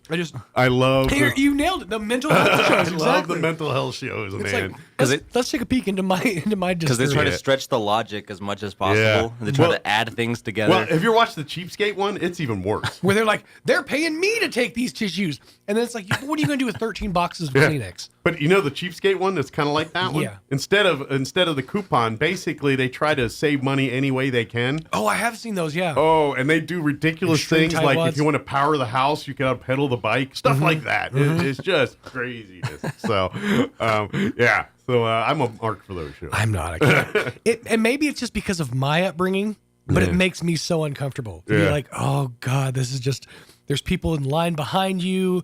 There's that guy behind the counter. It's just you're the worst part of every part of that day. That's why I almost religiously use self-checkout when I can. Yeah. Because I don't want to make contact with people. I don't want to be any inconvenience to anybody's day. I'm the same thing. Get my stuff, get out. I'm the same way. I couldn't do the coupon wars, but I like watching the mental health. It is fun to watch somebody unravel. I'll give you that. The other one I like that's in that same vein, that's in that group, is the lottery winner people that they win like $1 million. Lottery ruined my life. Yeah. Those, I like those. You know why I like those? Schadenfreude. Yeah. That's why I like those. Yeah, so they all kind of in that same little world. They live there and go. So we better get our interview going, so I better shut my hole. It is 8:19. Let's get you up to date on the weather. We'll be back. I'm meteorologist Steve Hamilton with your Pecos Valley weather. Pretty nice looking weekend coming up. It will be a little bit breezy, but not too windy. Sunshine and low to mid 70s today. Overnight will be clear. Our lows in the upper 30s and low 40s, and then we're expecting upper 70s for the afternoon high on Saturday. Sunny and a little bit breezy. Windy on Sunday, sunshine, and we'll hit about 80 for the afternoon high. That's your latest forecast. I'm meteorologist Steve Hamilton. Thank you, Steve. Currently 33 degrees. It's a little foggy and misty, although looking out my window is pretty clear at the moment, but some of them low-lying areas might be dealing with that still. Humidity at 92%. Winds currently out of the north at 6 miles per hour. Fog expected to linger around till about 9 a.m. Sunny for today. Warmer, thank goodness. 74 for a high. Winds will be out of the south 5 to 10 miles per hour. Clear tonight. Expect an overnight low of 38 degrees. Southwest winds 5 to 10 miles per hour. For you Saturday, another warm one. Sunny, 78 for a high. Southwest winds 5 to 10 in the morning. A little breezy, 15 to 20 for Saturday afternoon. Mostly clear tomorrow night. Overnight low of 43 degrees. Southwest winds 10 to 15 miles per hour. Sunny Sunday, 79 for a high. Southwest winds 10 to 15 miles per hour. Picking up 15 to 20 by Sunday afternoon. Sunday night, partly cloudy and 45 for an overnight low. And then sunny and 75 when you head back to work and school on Monday. All right, 8:21, we're going to take a 3-minute break, and then we'll play our interview with Hunter Spindle, Deputy District Attorney with the 5th Judicial District DA's office. We'll get that out. That's coming up next. Don't go away. To plant or not to plant? That is the question. Hi, this is Jim Gill from Roswell Seed Company. Our tomato plants and pepper plants are ready to go. If you plant them now, you might have homegrown tomatoes and peppers before anyone else. Or the frost might kill them. As Clint Eastwood would say, do you feel lucky? You'll either be the smartest gardener in the county or you'll get to replant them all over again. I say go for it. You'll get more practice and we'll get more business. This is Jim Gill from Roswell Seed Company, and I apologize to William Shakespeare. All across America, this is the Lou Dobbs Business Report. I'm Lou Dobbs. Stocks riding a February high. A new month of trading today. Inflation still well above target. Wall Street riding a 4-month win streak. All 3 indexes finishing higher. Technology, the best performing sector. NVIDIA leading the way, up about 30% over the past month. Two other mega cap tech stocks underperforming. Apple down 3%, Alphabet down 2%. Investors breaking down the latest inflation data. The January PCE rose 0.4% over the previous month. That in line with Wall Street expectations. Inflation well above the Fed's 2% target, though. Wall Street considering when the Fed will begin its interest rate cut campaign. Now concerns mounting over how much policymakers will lower those rates. Humanoid robot startup Figure AI raising more capital. The company valued at $2.6 billion after Jeff Bezos, Nvidia, Microsoft, and OpenAI invested a combined $675 million. Figure AI develops general-purpose robots that look and move like humans. Please join me twice each weekday for the Lou Dobbs Business Report right here. Business news you need to know. Keep listening for more. This is the Lou Dobbs Business Report.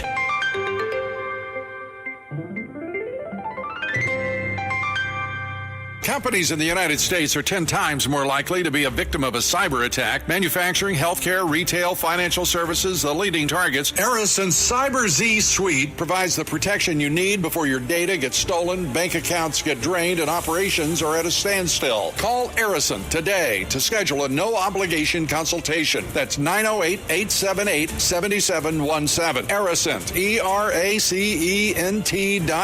908-878-7717.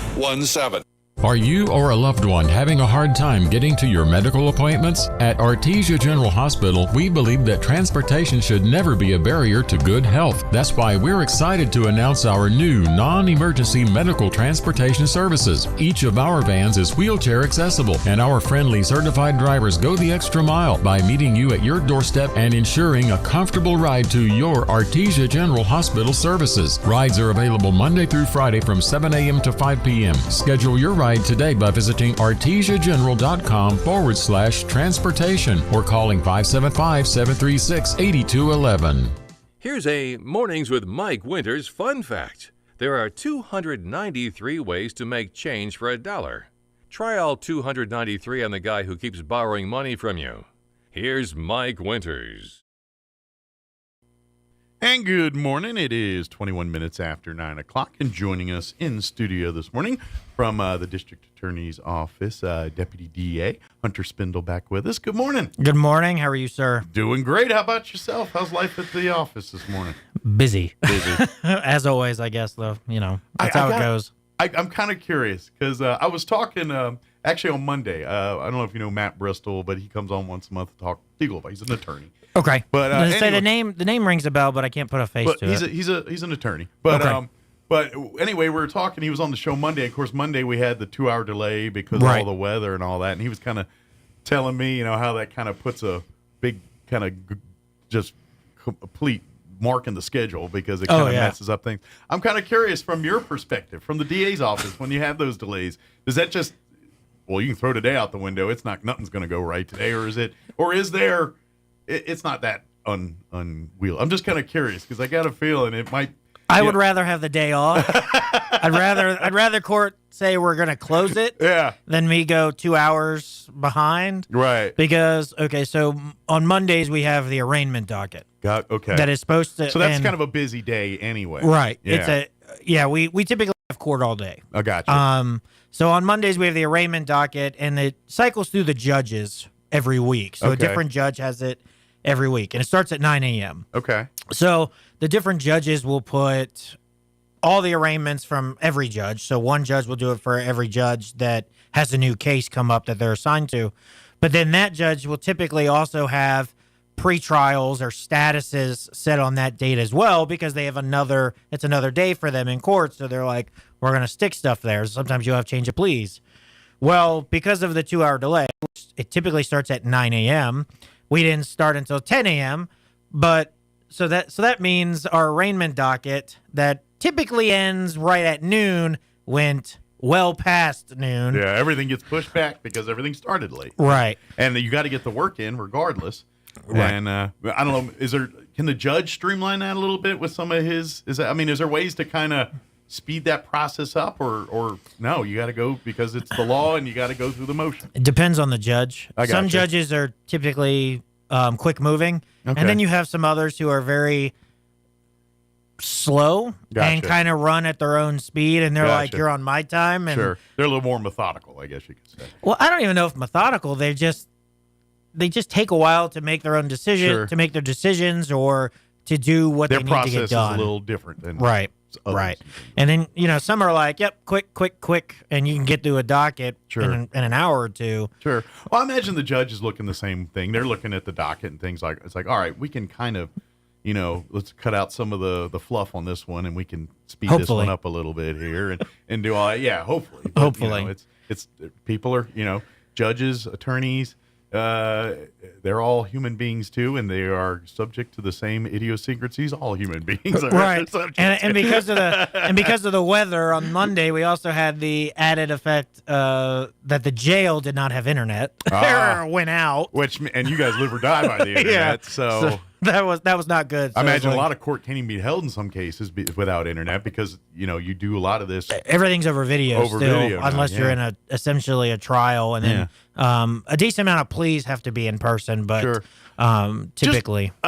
Just getting your opinion on that is, because they're doing that, and there's good and there's pros and cons to everything when a policy is in place. But for you in your office, having more, from a law enforcement perspective, they look at it as like, look, the less we move our inmates, the safer public is. Keeping them in one place, because whenever you're transporting, that's where the potential leaks in the wall here are where they could do something. So from their perspective, they're like, the video, we keep them in the jail, therefore there's less chance of chicanery going on here. But from your perspective as an attorney, does it make a difference positively or negatively there, or it's really business as usual? There really isn't much difference for us. I have two ways of feeling about it. There's very positive things about it. There are some negatives about it. Gotcha. Of course, when I started practicing, everything was in person. So everything was done in person. And then we went to the videos because of COVID and all of that. And that allowed people to work from home, and the courts have kept it, and the Supreme Court here particularly has kept it for pretrials in status cases, arraignments, that sort of thing, because they saw the effect of having more defendants show up and not get bench warrants because they're on video. Gotcha. So maybe that side is boosted a little bit. That's helped with people not having nearly as many warrants issued against them. Gotcha. Which in turn I know helps the sheriff's office and whatever. Cuts down on the caseloads and everything else too. It can keep cases moving. Right. Sometimes it actually adds to the caseloads because it keeps, where something is in warrant status, they may be in warrant status for a couple months. I don't have to worry about that case maybe right now. But then there's at least not additional charges that now you've got to do a whole nother case on. Right. The negative, of course, is like for prelims, at preliminary hearings, it used to be that we could meet with each other, meet with the officer, the defendant's there with his attorney. A little bit. Yeah, we could have a meeting right before and be like, hey, our victim's here. We have witnesses. We got it. Yeah. Let's come to a resolution, and if we agree on something, you waive. So maybe even avoid trial altogether because guys can, hey, let's sit here before we get in front of the judge. Right. We can figure this out. Then we present it to the judge, and easy peasy, we're out of here. Right. So it's like, hey, you do this, you agree to this, you waive it. We'll waive the prelim, we go up, and now we're settling the case easier without having to be this rigmarole for a month or a year or two, trying to come and get a resolution to the case. And that's good for all parties. Obviously from your perspective, you don't want cases sitting open for this long. You want resolution. You want some kind of conclusion for the victims on these things. Oh yeah, and we hear it all the time.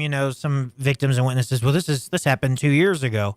I know, and we try to resolve cases as soon as we can, but there are many times there's evidentiary factors, discovery factors that play into that. Sure. Whether we're missing something or if we can't find a witness or whatever. But you also have it to where, and I hate to say it, sometimes defense attorneys kind of kick the can down the road, thinking that they would get a better deal with the longer. Well, and longer I'm it going to goes. guess, and again, this is generalizations, not specifics here, but I'm going to guess generally the longer a case goes, the better for the defense that is. Sometimes. And the reason I say or hypothesize that is basically because, time, people's thoughts, people's opinions, people's memories change over time. Right. Things get a little faded. Emotion fades a little bit.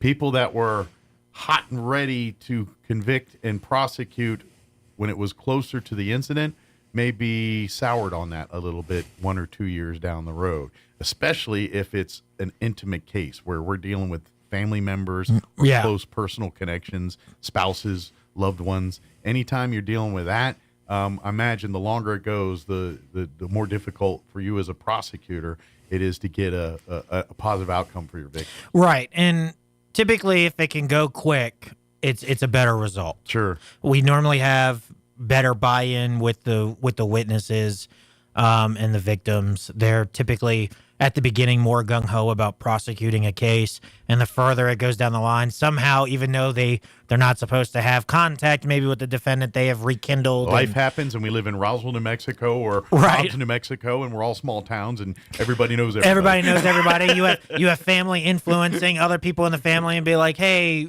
he didn't mean to, and that happens. But it's also one of those. It's one of those rubs, of course, that you have different sets of attorneys who care about different things, right? Makes sense. So, as prosecutors, our intent is to try to seek justice for the case, the best outcome for the victim, that sort of thing.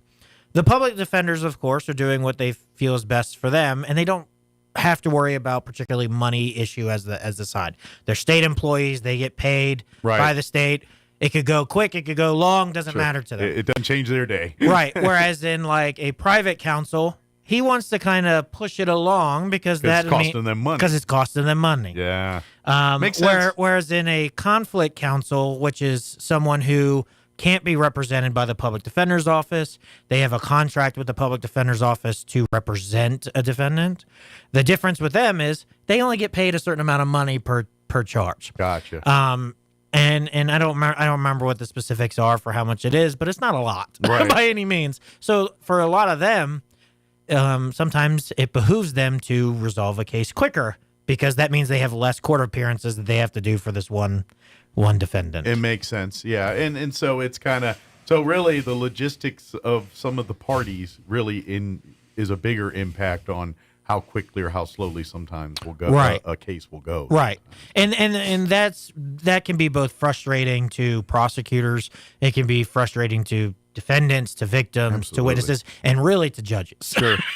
and you're right, it is, but part of it too, that's the way the system has to be for the transparency side of things. Right. Because especially if we're dealing with, capital murder or something where someone's going to be spending a long time behind bars, you want to get it right. And right. So it's sometimes a necessary evil to, even though we all look and it smells, talks, walks, acts like a duck, we need to confirm it's a duck before we treat it as a duck. And a lot of times with homicides, I mean, homicides particularly most of the time don't go to trial, but if you get one to go to trial in a year, that's quick. Okay. Typically, it's 1.5 to 2 years. But then we have some older ones too. But yeah, and really, and that's kind of the crux of what and when we talk about in New Mexico and a lot of other states dealing with the same issue, is that's the biggest problem courts are dealing with is the caseload, the backlog, and and in some cases, having enough judges to serve in these districts and things like that. So that's another variable in that, But that's kind of, we need more, just physical manpower in the legal system. We need more judges and attorneys and more folks there. But then we also, like we said, maybe part of that too is streamlining, finding ways through the legislature to streamline some of the way we handle some of our criminal cases and things where maybe it gives you as prosecutors the tools you need to do it, but at the same time doesn't sacrifice the true intent of what we're trying to do here.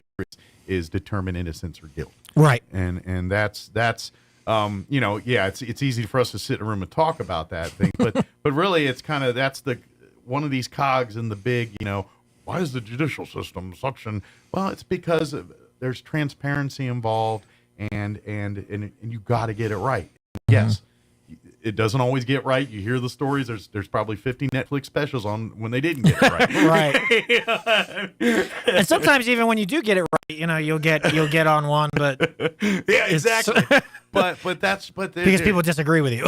But that's it's because it's the process. It's right. the thing, and yes, as outsiders watching, sometimes it's frustrating to see. But I will tell you this: if you are the victim or you are the accused, and you want your day in court, you're going to want to make sure all of these things are in place to give you a fair chance, right? Or get your prosecution that you're trying right. to get. And before I was a prosecutor, and I don't know if we've talked about this prior, but I was a defense attorney before I was a prosecutor. I mean, I've done every gambit of the law. You know both sides. Oh, of the I table. know. Yeah, I know. And before that, I was a magistrate. Now in Virginia, magistrates are a little different. They're not judges. They're just considered magistrates. They got a busier caseload in Virginia than they do here in Roswell. Yeah, basically.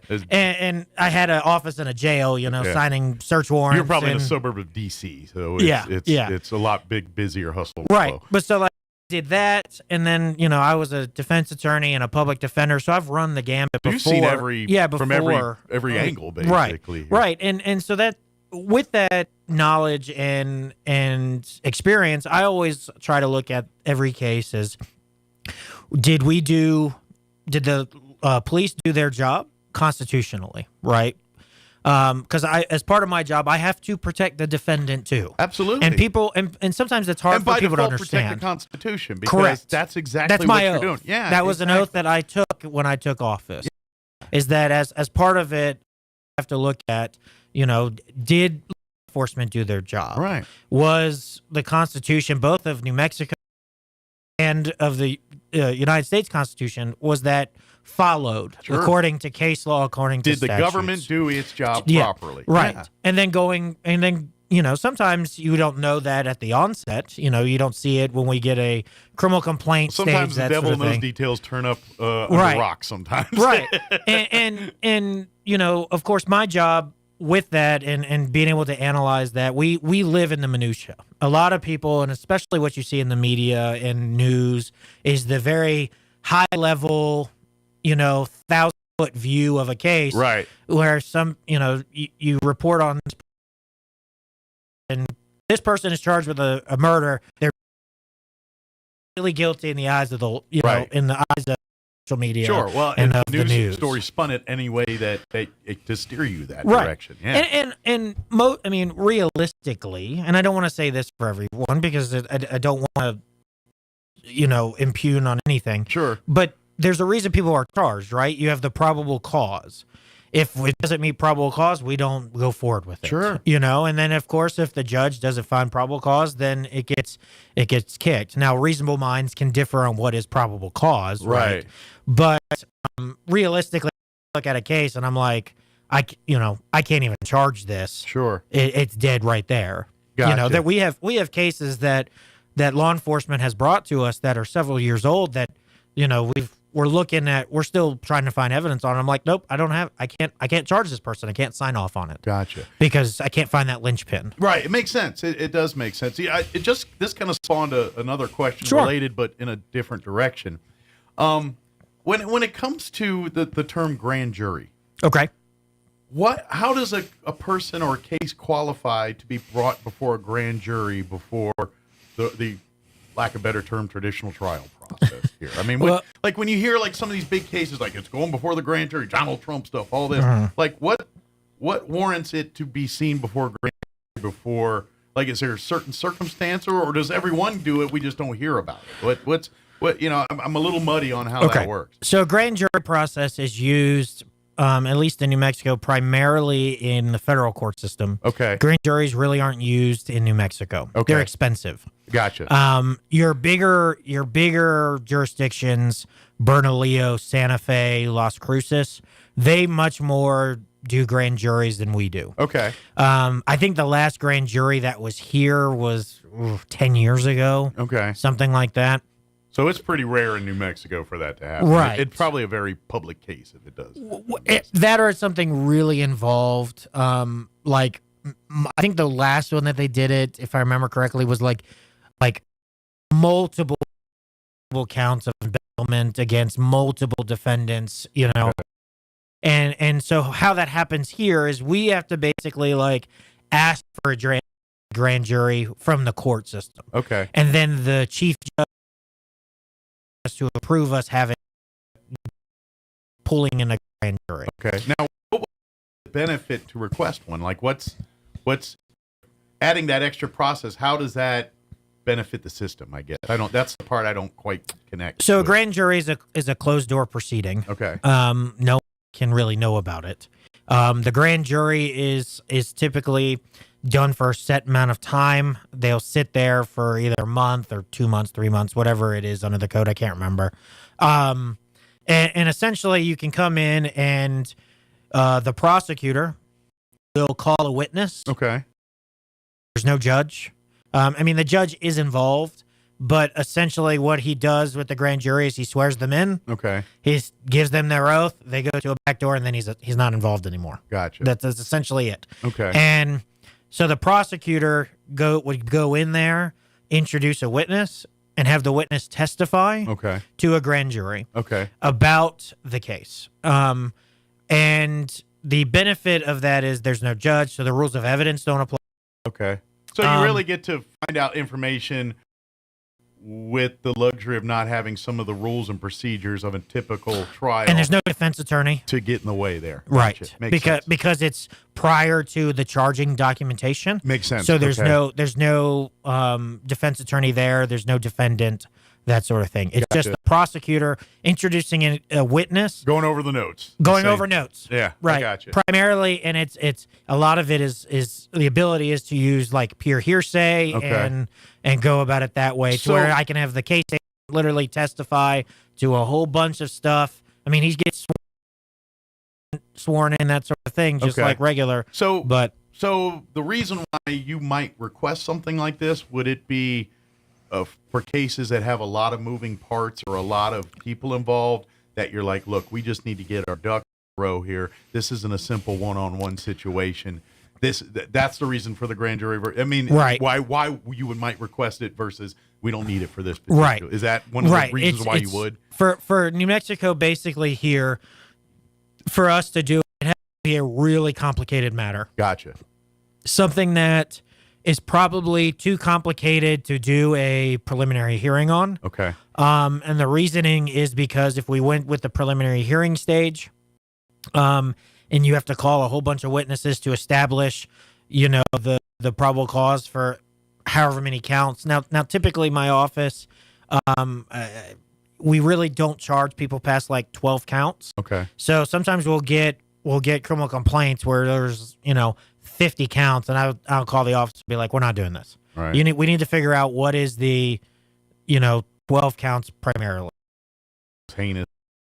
Right. And use those as the charge. Right. Now if there's some sort of really large embezzlement, commingling of funds, something that happens at a grand scale, we'll either typically we'll talk to them, see if there's any way we can condense them down. Sure. And if not, then we'll present some options. Sometimes it may be, hey, maybe we should get the attorney generals involved, because they have more resources. Sure. Well, it's true in all aspects of life. When the boss walks in, people tend to move, and when the district attorneys walk in, people tend to hop to. It's just true in every world. That's different in the legal world. Right. Right. When the boss walks in, people tend to start moving and things start happening. It's just how life is. Right.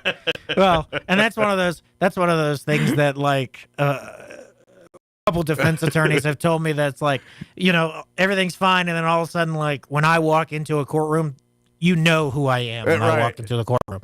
And it's like, and I'm like, well, I don't try to do that, but it's... And like, because you're the lead deputy DA. Right. So, the DA's office has, obviously the district attorney can't do every case because she's one person and can't be everywhere at once. So she has a office of deputy DAs, and you're the head of those, the lead one. I'm the chief in this office. Yeah. So as chief, does that more administrative duty stuff where you're kind of assigning cases and that kind of thing? Is that kind of? I wish that was all I did. Okay. I mean, is that part of being the kind of the lead? So that is deputy DA. That is a large part of it. Gotcha. I am essentially Diana's presence in the office. Okay. I deal with a lot of human resource issues, administrative issues. Gotcha. PR, that sort of thing. You're the referee / I get you. Right. I know. It's just like any other office. Yeah. And with me as the head of that office, if we have issues with secretarial staff, support staff, attorneys, that sort of thing, you got to make sure that gets taken care of. Right. And the powwow of managers and supervisors that occurs in my office at my table, we set up a meeting, which I'm always there, or at least try to be, unless there's some conflict with trial or something. And that's a large chunk of my job. I have to look at people's caseloads, see how many cases they have, what sort of cases they have. Are they doing too many trials? Are they doing not enough trials? Are we getting pleas out in time? All that. Sure. And there's a lot. I mean, when I went out on paternity leave last year, Diana was like, I need you to make a list of everything you do so it can be covered when you're gone. So I can find 3 people to do it. It was 7 pages long, and she was like, wow, I didn't expect this. And I'm like, well, Diana, you asked me for everything. And I'm like, and I can tell you right now, that's not everything. That's but just what I can think of. That's everything I could think of. Yeah. And then, of course, I still prosecute cases. Sure. Then, by then you do also a lawyer and do lawyer stuff. Yeah. Well, and so the last couple chiefs that we had were more on the administrative side. Gotcha. They did stuff in court, but they didn't per se do a bunch of trials. Because they have to do the administrative stuff and don't have time to manage multiple cases at once on top of running the. When I got promoted, the one thing I talked about, Diana, is I said, I am a trial attorney. I like doing trials. This is why you became a lawyer. You want to keep doing lawyer stuff. Right. I want to keep prosecuting cases. Yeah. So with that, that's why, we also promoted 2 other people up to deputies to be my support, to kind of help I you can still have the 3-headed monster. Right. And between the 3 of us, you can all knock it out. Right. Make sure it gets covered. Right. Because when I originally got put in as deputy and then acting chief deputy, and then I became chief, I was supervising every attorney in our office. And I was like, this is unmanageable. I was doing at least 15 to 20 hours overtime a week, not getting paid for it. Right. Because I'm an exempt employee as a state, unless we specifically get a waiver for it and we can, we get approval. And those are probably only certain circumstances. Those are qualified. Extra money in the account, that sort of thing, And so it's very few and far between. And I went to Diana and I was like, look, I can't keep doing this. I have a family at home. I got 2 young daughters. I do have a life, and I like to spend time with it every once in a while. And it's like, it's like how. And I talked to her, and I was like, I really need help. Sure. I would like to have me be able to manage 2 other supervisors who can manage the lower attorneys. Sure. So I can manage them, and I can maybe manage 1 or 2 others. Sure. And then and here's the nature of the beast that is your industry. Your caseload grows. I'm going to just take a guess. Okay. And if you were sitting in you weren't, but say 20 years ago sitting in this office, and you go in there today, I'm going to just guess that you probably have twice the amount of cases waiting for you today that you would have 20 years ago doing that. I would suspect so. Yeah. So case point, Sam Bregman, who is the district attorney in Leo, they have 9 up there. We don't have that many. We have 7. Right. But they're felony attorneys, which is what I am, which is what the deputies are. we it's only a big have case. You're the guy that right. can We handle only it. have 2 out of 7 attorneys. We have 2 that are misdemeanor attorneys. Okay, and their attorneys up there, their felony caseload is 50. Our felony attorneys, both deputies, have 275 as of like this morning. Wow. I have 215, and that's and most of mine are high-level sex offenses and homicides. Wow. And of course, I came from, before I moved up here, I was in Carlsbad. So I'm still prosecuting homicide cases and stuff in Carlsbad. Oh, wow. Which, you may have seen some stuff in the news, Sure. that sort of yeah, thing. They've But been, it's they've like, been having a lot of news popping up on that stuff lately. right. And so that's, my name's been thrown in there because I have cases in Carlsbad that I'm prosecuting and here. Yeah. And when I moved up with, I had a caseload of 40 that I came up here with, still in Carlsbad, that it was, you're still prosecuting these, so. Yeah. Oh, by the way, you got to make it work. And you still got to finish out your old ones. and you're taking on a whole nother job of managing people. So, here you go. Yeah. Well, and I imagine, too, that's probably something that all DAs it stinks for you because guess what your workload got, but at the same time, it's probably not a good thing when you're swapping attorneys out all the time in a case. You want one person from start to finish so nothing gets missed, because if you're having multiple people doing it, some details are going to get missed. Right. Something happens in there. So I imagine at all costs they try to avoid moving someone from a case unless it's absolutely necessary. Right, exactly. And we've had complaints about that, of course, because there are cases that I've prosecuted, that other people have prosecuted, that they're on their 7th attorney. Sure. But that's kind of nature of the beast. Some people come and go. We can't really control that when people are like, yeah, I'm here. Sure. I'm here for 6 months and now I'm going. And you're like, well, okay. Yeah, exactly. And then, of course, that causes a victim or witness or whatever to get really, feel like, well, what's going on? Are you doing your job? Well, it's like, we're in realistically, Roswell is a small city. It's not big by any means. Exactly. Yeah. We're small town, country, realistically. Yeah. And, comparative wise to Bernalillo, Santa Fe, Las Cruces, we're a lot smaller. And because of that, we have a revolving door of people. Now, of course, we've been a little bit more stable, but we have several openings. We have 1 position open in my office, 2 in Lee County, and I think 1 in Carlsbad right now. Any attorneys or about to be attorneys that are looking for places in their If career you want field? trial experience, please come. Absolutely. And plus, this is something that I'm sure every DA's office in the country and every public defender's office in the country deals with the young lawyers that they get their first gig to get their trial experience there, but they're lawyers. They all want to be the guy on TV that's the big so-and-so. I want my name with 3 other names on the thing, and so their goal is to get there. And so, they're only with you a year or 2 or a couple years to basically build their name, build their caseload, build their experience, and then they're off to say, now I got to go pay for my college. So I gotta go. And selfishly, when I hire people, I hope to find people that aren't in it for that. Sure. I try to find the people that are in it for, wanting to be a public servant. Sure. And be like, I do this because you love the job or you want to help people. Right. I got into it to help people. Sure. I felt like it was a calling to help people. Yeah. And that's why guys like you do it, and this is where you've been here, and this is why you've been, and you've got, all this experience doing it. And really you've done every level. Right. You've done private, you've done defense, you've done public defender, you've done what you're doing now. It's kind of and you've seen every aspect of the law world. And for you, this is where you feel like you're making the most impact and the most benefit in your life. Right. And that's to be said about something. And fortunately, there's a lot of lawyers like that. And I love it. Yeah. And I love it. And I'm going to even argue, I would say more than 50% of your lawyers are like that. Like, I think most of us just think, you're a lawyer, you're the next, Yeah. I'm the guy on TV with the chasing them. Well, I got a tank. I got whatever the gimmicks they use. They get to that. But most of them, I think, are people like you. People that said, I love this. Sure. Maybe one day I'll start my own practice thing, but it's not, the ambulance chasing mantra that we see. especially those who work for the government, or even contract counsel. They're not in it for the money.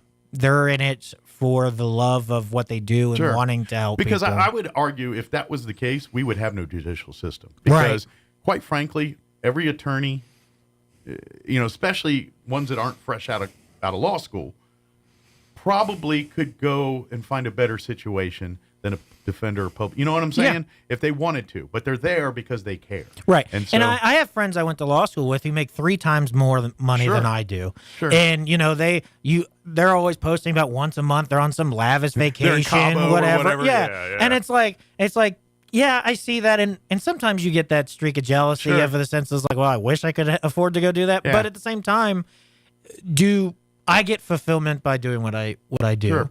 and that it's vacation- hard. Yeah. It's hard, and there's no bones about it. But I'm guessing those days where you get a case that a victim is truly feeling a sense of resolution and closure because of a case, and it's all because of your work, then guess what? It's worth the trip to Cabo or whatever, Right. Facebook picture of you on some swanky golf course somewhere. Right. It's way cooler. Well, than that. and I know I've talked about this before, but like the trial I had in Carlsbad, it was, and I can talk about it. It was State versus Juan Lerma, in which it was he killed his daughter, who was 6 years old, put her in a trash bag, and put her outside.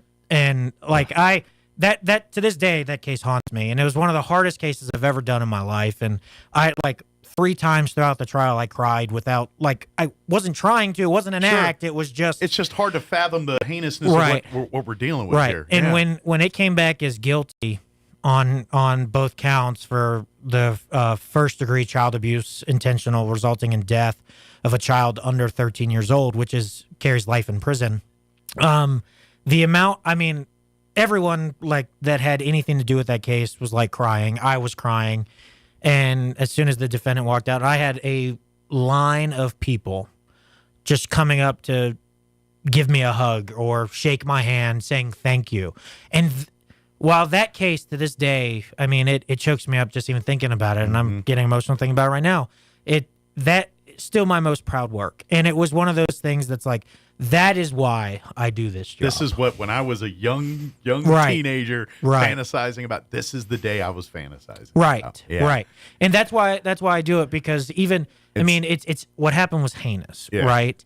But the fact that family members and people that were not family members but from CYFD or officers, whatever, that were involved and were so emotionally triggered by it. It impacted so many lives. Right. Because it's hard for human beings to wrap their head around something like that. Something as innocent to do something to something that innocent. And it's a lot for humanity to wrap your head around. And so I'm trying to be the voice for the voiceless in a lot of ways. And you've got to be the adult in the room, where I'm sure there was nights that you're dreaming about walking over and just punching that guy in the face because of, what the nature of what this man's capable of. But you can't do that. No. You got to be the adult in the room, because the moment you do that, that guy walks. Right. And to me, that's what makes what your job is so important, when kind of what you're saying, and why I think, what it brings that emotion, because you're like, look, I made a positive impact in somebody's life today. Right. And there's no better feeling than that. No, and I try to compartmentalize, and I do that really well for stuff, but there are cases that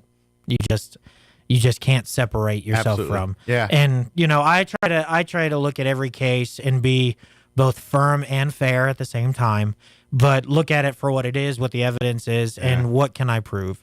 And that's why sometimes, and a lot of times we go to trial, and when I was when I first started, I was taking a trial once a month. And I tell my younger attorneys, if you want the trial experience, take something to trial once a month. Don't undercut yourself for a plea offer, just because they're willing to close the case. You get good by doing. That's just how it is. Yeah. Put your foot down and say, nope, this is what my offer was. I'm not going lower than that. You don't want to accept it, we're going to trial. And that's how I do everything.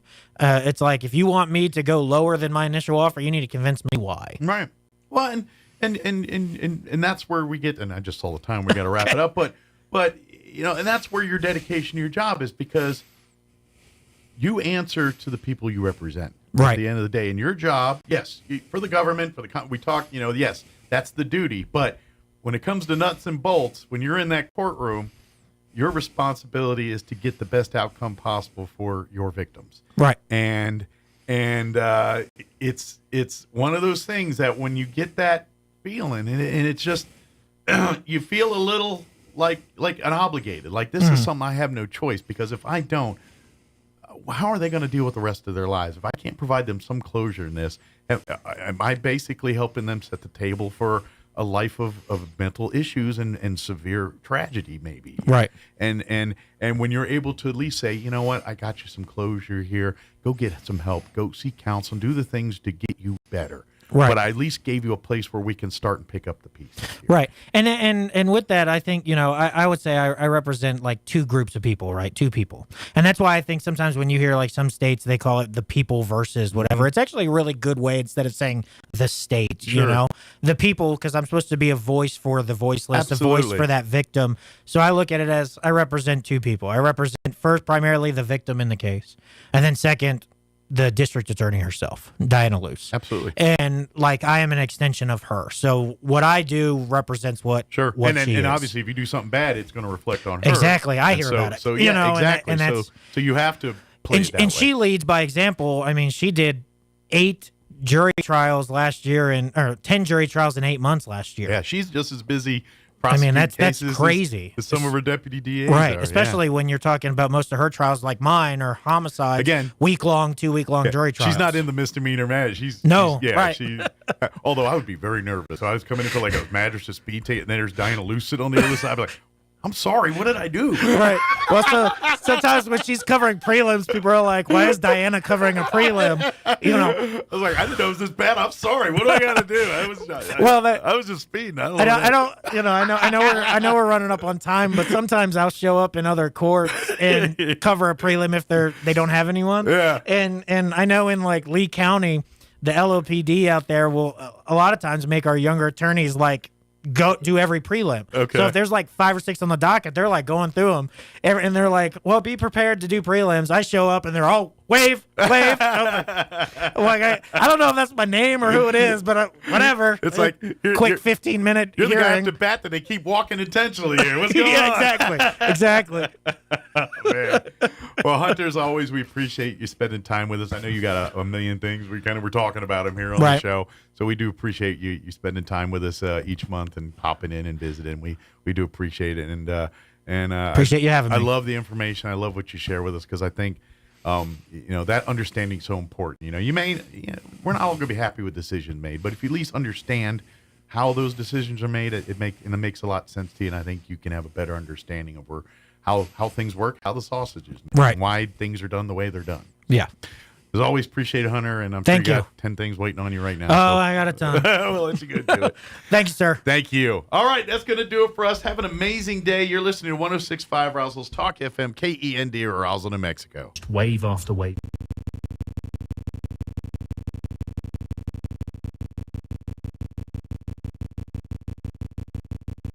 More on these stories at townhall.com.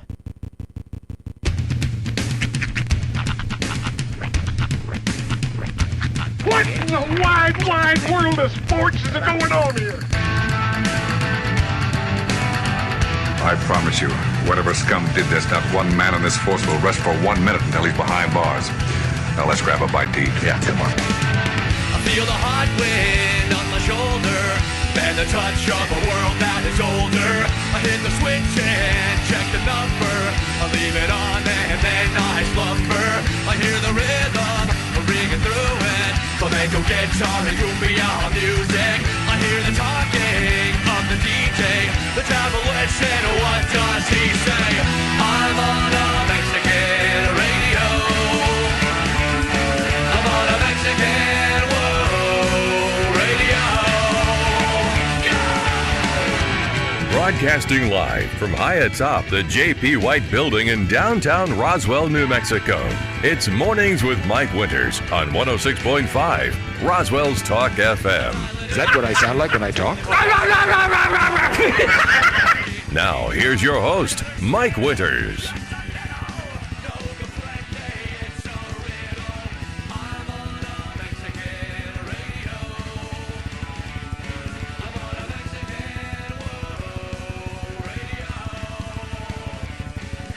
And good morning. It is 6 minutes after 9 o'clock. Welcome to hour number 3. Inviernos. Shake it up. Inviernos.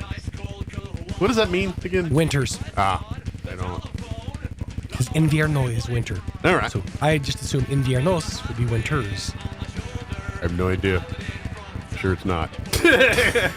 Well, welcome to hour number 3. Happy Friday. Yes. Happy McDonald's Friday. Got to thank the fine folks at McDonald's for providing us delicious breakfast treats. Contractually. Thankfully for that 100% contract. Thankfully. I mean, you peruse that bag. It's just, it's all good smells. I don't want my Egg McMuffin now, but I'm going to want one. So I slipped it to the side so it's there waiting whenever I'm ready. And that's the beauty of the OG Egg McMuffin. You just reminded me of one of my favorite Mitch Hedberg bits of all time. It says, my friend asked if I wanted a frozen banana, and I said no, but I want a regular banana later, so yeah. That's pretty good. Isn't it? That's pretty good. So you don't want a fresh McMuffin now, but you know you're going to want a regular McMuffin later, so yeah. Yeah. So, exactly. But that's the beauty of the Egg McMuffin. I can heat it, but I don't have to. An Egg McMuffin, the OG, with the Canadian bacon and the egg and the cheese and the English muffin, is a fine lunch fare without heating it. You put it in the bag, and Boy Scouts taught me this, because my dad, again, Mr. Discount, if we had a day hiking trip or something with Scouts, and Mom ain't getting up early to make lunches. Yeah. Dad, thank God, is not going to make lunch, because never leave him to his own devices, because Lord knows what's in that bag. And so we'd go through the McDonald's drive-thru on the way to our day trip, and he'd get a couple Egg McMuffins for us, and and we'd have a breakfast Egg McMuffin, and then we'd have Egg McMuffins for lunch. And I loved it. I was the happiest kid on the planet with that. All the other kids with their PB&J. Here's my Egg McMuffin. I think that's what it is too. I think there's a bit of a familial connection, a nostalgic connection, but also for that one moment, you outshined all the kids with their homemade lunches. You got to unravel your McDonald's. I'm on the C&O Canal, sitting there at one of the locks there, waiting. Sitting there with my can of soda in the aluminum foil and my Egg McMuffin. I saw that online yesterday. And it was basically the can of Coke wrapped up in the aluminum foil. And it said, Mom's version of the Yeti 1987. I was like, nice. Yep, that's exactly right. But big thank you to McDonald's. Have it hot and fresh. You don't have to buy it now and wait till later. I would argue with my fathers of this generation that it is now cheaper, in fact, to go through McDonald's and get everyone food than it would be to go and get the stuff to make sandwiches. Yeah. That was, and I've talked about that, but I will never on a trip go just get the stuff to make sandwiches and go to a park. Well, and that was more popular in the 70s and 80s, where rest stops had picnic tables and people could go there and picnic. And to be honest, there wasn't restaurants or things to get food, so you literally had to put sandwiches in a picnic basket. If you're traveling, because back east it's not a problem, but when you get out west, you have a rest area, but they might have a vending machine, and that's about it. I will say I have since developed a bit of a addiction and love to a good old fashioned bologna sandwich. But that being said, I don't want to put my kids through that. It's like, I just have nightmares. I think they need it. I don't know, man. To get to the next level. To get to that next level, you gotta know. You gotta eat meat in a can. You gotta have a bologna sandwich every now and then. You gotta do the things we did to get by. You gotta eat hot dog on bread. It's just gotta be. I gotta tell you, dude. The other day got some. And this is the weird guy I am. I got some of those like crisp breads and some of the Armor can deviled ham. Oh, had me a good night. Good old night on the couch, spreading some meat. And a good morning. Ladies, he's single. But I think you need a little of that. I mean, it's and I think that's part of. I put them through their trying times. Don't get me wrong. They're going to hate me for other reasons. Yeah. They're gonna have therapists to talk to about other things. Yeah. I just don't want that to be one of them. Yeah. Because that was my hang up. I just, and to be honest, after watching the copious amounts of TikTok videos, those people are eating horribly anyway. Because I'm tired of people putting these videos of them poorly cooking food and trying to get a reaction. I'm tired of it. Well, I can't not avoid it. And that's the thing is, you're being served that type of thing. I, on the other hand, if you find Austin McConnell, I think his name's Austin McConnell. I could be wrong. It's McConnell is his last name.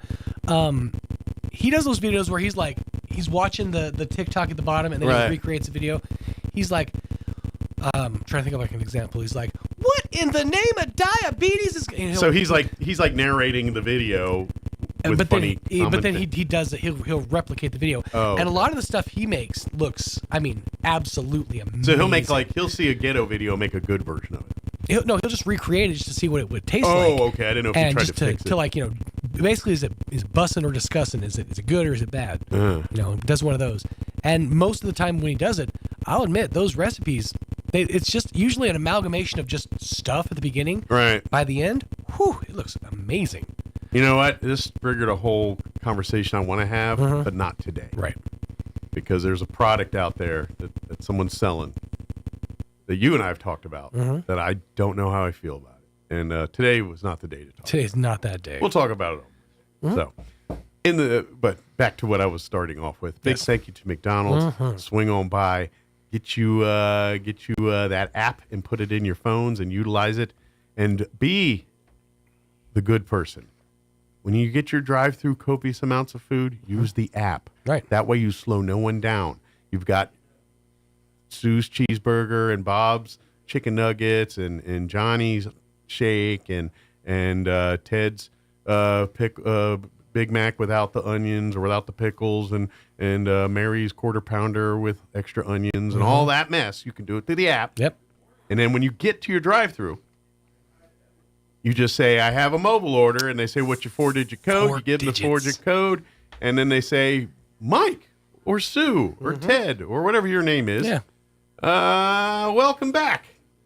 We got your order ready. Drive on around." And then they do this cool thing. And if you don't want your receipt, they'll ask you sometimes. But other times, I've just gone through and they do this. They go, "Yep, thumbs up." I do that. They give you the Bill Clinton. They bite the lip and they go, "I'll go one better. I'll do Top Gun. I'll give them thumbs up, salute, and thumbs up." And then I launch off the deck to the next window. I'll do the... But... Hold on. Coughing for it. Sorry. This cough break brought to you by McDonald's. That's right. But, yeah, do it. Utilize it today. It's good stuff. Utilize it? Yeah. Yes. Utilize, whatever that word is. Mike hadn't really used English for the majority of the week. He has to retrain his mouth to talking. Well, and part of my problem is if I feel a cough coming, I'm going to try to speed it up to get it out faster before the cough starts, and then hey, would you like to go to the stupid... It's the running down the hill. Eventually your feet start getting ahead of you, and I'm going keister over tea kettle. Yep. And then, but, dude, go to McDonald's. Yeah. And be that one. When you have the big orders, don't freak out if your M is a W. There's a reason for that. It's McDonald's this week. Yeah, that's or this month. Some anime stuff they're doing. So. They're actually doing a tie, I think, with Fortnite. Yeah, people that are like 20 know what it is. Yeah, people like 50 have no idea what that is. So, you want me to whittle break out the Gwitty right now? I can do it. I would, but I'm good. All right. Don't make me do the Gwitty. Barbara's here. She is here. Maybe later. Let me give you the rundown for this hour of the show. We'll get you up to date with that weather here in just a bit. And be honest, after what we've been through, this weekend's going to be pretty nice. Dude, this weekend feels like the reward for the most punishment we've ever had in 1 week. I feel like we've had the entire year's worth of seasons in like 1 week. It was the entire year in 1 week. Yeah. And I was listening to Thomas's harrowing tale of trying to get back to Roswell. Oh, on Tuesday with the dust storms and all that? And the people were just like appearing out of nowhere. Yeah, it's like nightmare fuel. Yeah. It's like it sounds like Dune. Some kind of HBO apocalyptic movie or something. Yeah. But so yeah, this weekend though, pretty nice. Speaking of Dune, real quick, I guess Dune 2 came out today. I've seen one review. Already? It's from a friend. Okay. Well, it's no Siskel and Ebert. But his review was, Dune 2 is good. It's not Empire Strikes Back, settle down hype monsters or something like that. Okay. Like, I think people are out there trying to compare this sequel to, like, you know, how Empire Strikes Back and, a sequel that's actually better than the original or as good as the original. Right. You know, there's not many movies that pull it off. It ain't Godfather 2. Simmer down, y'all. Yes. But good news, it's not Godfather 3 Exactly. either. It ain't Return of the Jedi either. Actually, Return of the Jedi is fine. Not just there's too many Muppets, all right? Episode 1's the one where people are like, all right, that's where the shark jumped. Episode 1, there was way too many Muppets. That's where the shark jumped. But episode 3, I would argue that there's just too many Muppets. Or episode 6. Or no, there is a plethora of, because the Ewok ratio. Yeah, 6. Yeah, like they've always had that little cute factor in Star Wars movies. Like they always, whether it's a little side shot to show some little Muppet before it goes on to the next scene. They've always done that. But yes, pound for pound, Return of the Jedi had more Muppets in it than there's most. an entire race of them, Yeah, between the Ewoks. The Sand People. Yeah. Yeah. Well, whatever those things are called. The little Jawas? Jawas, yeah. Is that what they're called? Yeah, them things. Uh-huh. But, Return of the Jedi with the Ewoks kind of... This is when I upset Star Wars fans. Them and the Tribbles. Well, that's where people put a cuteness factor to some of their... Like, no one was talking cute things in Star Wars till Ewok showed up. And then it was game on after Ewok. Yeah. But we're trying to broaden our demographic. But Empire and A New Hope were not Muppet-centric. No, they just have the little guy in the corner that in the bar, and he goes, and then they cut to the next scene. I heard a thing the other day. It was like, R2D2 used to cuss like a sailor. That's why they always bleeped him. He's like Kenny from South Park. All right, it is 9:18. Let's get you up to date with the weather. R2D2 will be your weather giver. I'm meteorologist Steve Hamilton with your Pecos Valley weather. Pretty nice looking weekend coming up. It will be a little bit breezy, but not too windy. Sunshine and low to mid 70s today. Overnight will be clear. Our lows in the upper 30s and low 40s, and then we're expecting upper 70s for the afternoon high on Saturday. Sunny and a little bit breezy. Windy on Sunday, sunshine, and we'll hit about 80 for the afternoon high. That's your latest forecast. I'm meteorologist Steve Hamilton. Thank you, Steve. Currently 43 degrees here in Roswell. Humidity is at 82%. Winds currently out of the northeast at 3 miles per hour. It says patchy fog till 10, but I don't see none of that. Maybe in some low-lying areas out in the county, maybe. But they say that's going to linger along for a little bit longer. Otherwise, sunny today. Mid-70s, 74 is what they're calling for a high today. Winds will be out of the south 5 to 10 miles per hour. So pretty nice if you've got the fog once that burns off. Clear tonight with an overnight low of 38 degrees. South winds 5 to 10. For you Saturday, mostly sunny and 78 for a high tomorrow. Winds out of the southwest early 5 to 10. They'll pick up 15 to 20 for Saturday afternoon. Mostly clear tomorrow night with an overnight low of 43. Southwest winds 10 to 20 miles per hour. Another nice day on Sunday. Sunny skies, 79 for a high. Southwest winds breezy, 10 to 20 miles per hour. Sunday night, partly cloudy, 45 for an overnight low. And sunny skies with a high of 75 when you head back to work and school on Monday. All right, it is 9:20. We're going to take about a 2-minute break here. And then on the other side of the break, we'll have Barbara and Peggy from Main Street Roswell join us, give us an update what's going on there. Don't go away. You're listening to Mornings with Mike Winters. The University of New Mexico. It's the state's flagship, a world-class university right here in Albuquerque. Apply for admission at UNM today at unm.edu. That's unm.edu. The University of New Mexico is the university for opportunity. Grab your boots and head for the Liberty in Roswell for Country Dance Night with the Colt Gibson Band. I'm going right out of what's left of my mind. Friday, March 1st, with special guest Fabian Romero. Doors open at 6 and the show starts at 7. Tickets and more info at thelibertyinc.com. Don't miss Country Dance Night with the Colt Gibson Band. Left of my mind. Friday, March 1st at the Liberty in Roswell. Hi, this is Colt Gibson, and I approve this message. Oasis Computers has been Roswell's trusted source for home and small business computers for over 30 years, and they continue to be your best resource for computer repairs, operating system upgrades, web root managed, antivirus, special orders, and more. Oasis Computers is now open from 8 to 1, Monday through Friday to better serve you. Service calls by appointments and after-hour appointments are available too. Stop by Oasis Computers at 1703 North Garden or call or text 575-625-9141 for even faster service. Every piece of land has a story, written by those who work it. But everyone's story is different. So the question is, how will you tell yours? Behind the wheel of a John Deere compact tractor, mower, or Gator utility vehicle. Run with us and start telling your story today. Stop by Pecos Valley Equipment in Artesia and Roswell, or visit us online at pecosvalleyequipment.com. Here's a Mornings with Mike Winters fun fact. The U.S. Treasury once considered producing donut-shaped coins. They instead decided to go with coin-shaped donuts. Here's Mike Winters.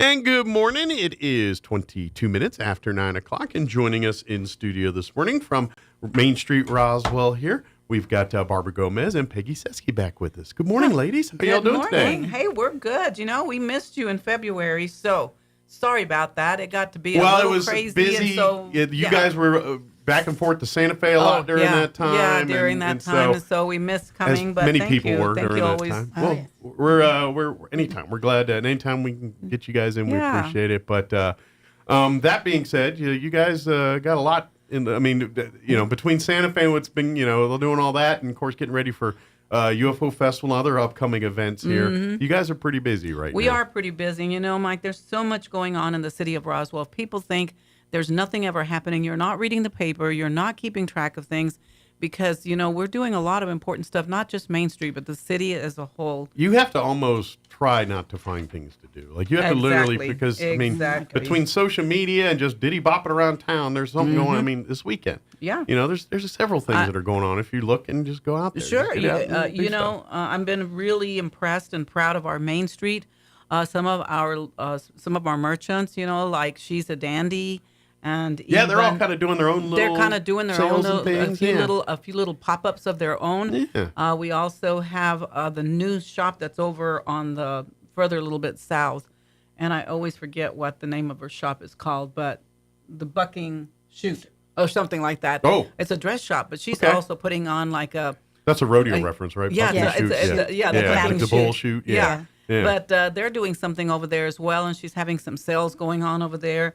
And of course, at Stellar, they always have something going on, and so I encourage them. And what I love about Stellar is they also use their space for other people. Like a lot of nonprofits or little groups, they meet at Stellar. They say, "Come on in."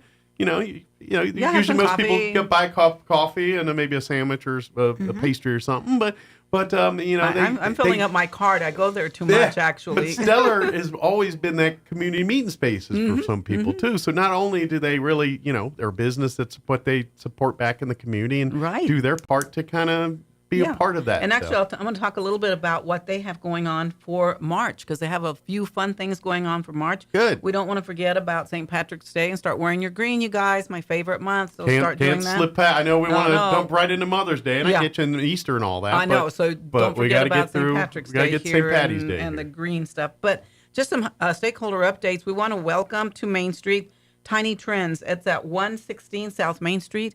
This is closed for tiny kids. I mean, so little kids. So if you're wondering, infants and toddlers. So they're at 116 South Main Street, Tiny Trends, and so make sure you see them.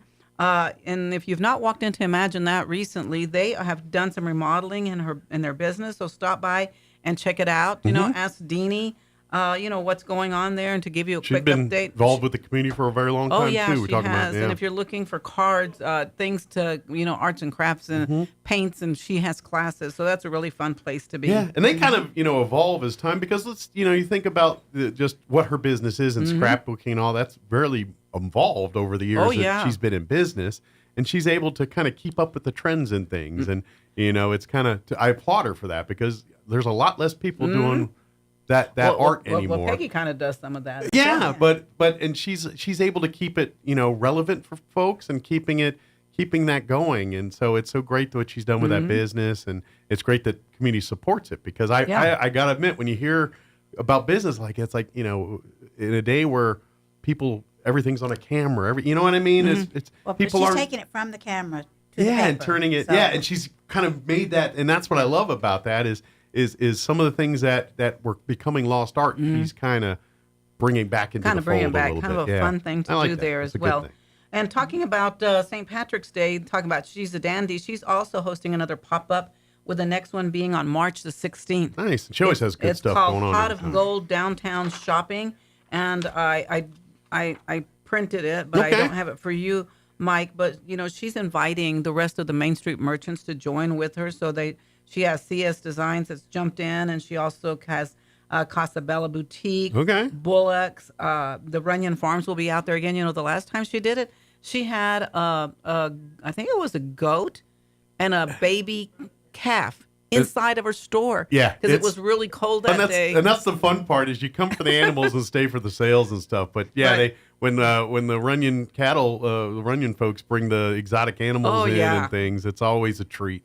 And I don't care if you're 12 or 80. Right. You're in there hanging out and into it. So there's, fun things going on here. The Farm and Ranch, a cattle company, will also be there. But they're also going to have like Whole Foods, which everybody wants donuts, right? I love donuts. And So Delicious will be there. So she's got jewelry and a few fun things going on. So don't miss out on that. Just don't get your finger sticky on the jewelry from the donuts. Yeah. That's true. They frown upon that. And then just to kind of go into what Stellar has going on, you want to tell them a little bit, Peggy, about what's going on? They're doing a street market. Okay. On March 17th. Oh, nice. Same weekend as... When is? And that's at Stellar? Yep, that's March 16th. This Cool. is March 17th. So they're gonna be selling like some of their stuff, kind of like street side, like kind of like a market kind of thing. They're inviting people to come and they're out. inviting vendors to. To kind of set up shop with them and all that. And so I love that.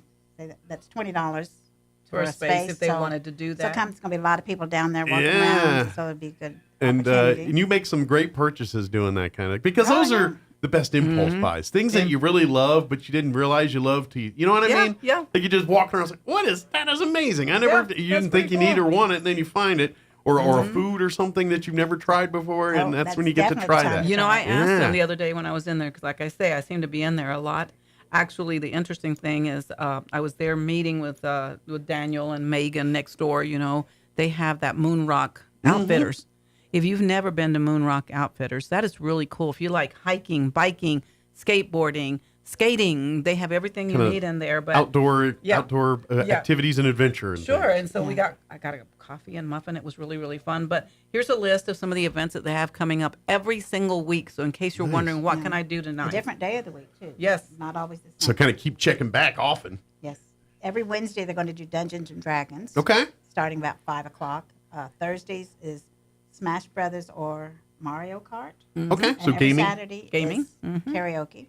Nice. So if you're a D&D person, And then and because that game, because it really got popular back in the 70s, 80s. Well, and it's coming Mario back. Brothers seems to be coming back as well. So you've probably, for the people that play Dungeon Dragon, you get everyone from probably like 10, 15 to 50, 60, 70 years old. You Yeah, might. absolutely. You might as well. Yeah. So those of you that like a little drink every once in a while, this is Moon going to Rock be Pub fun. Crawl. Yeah. It's going to be It's a bike ride. Oh, nice. So you're not too much drinking. Yeah, that's right. Enough to keep your motor skills about you. That's going to be March 16th. Okay. At 4 o'clock. Nice. So they're Yeah. gonna start So then.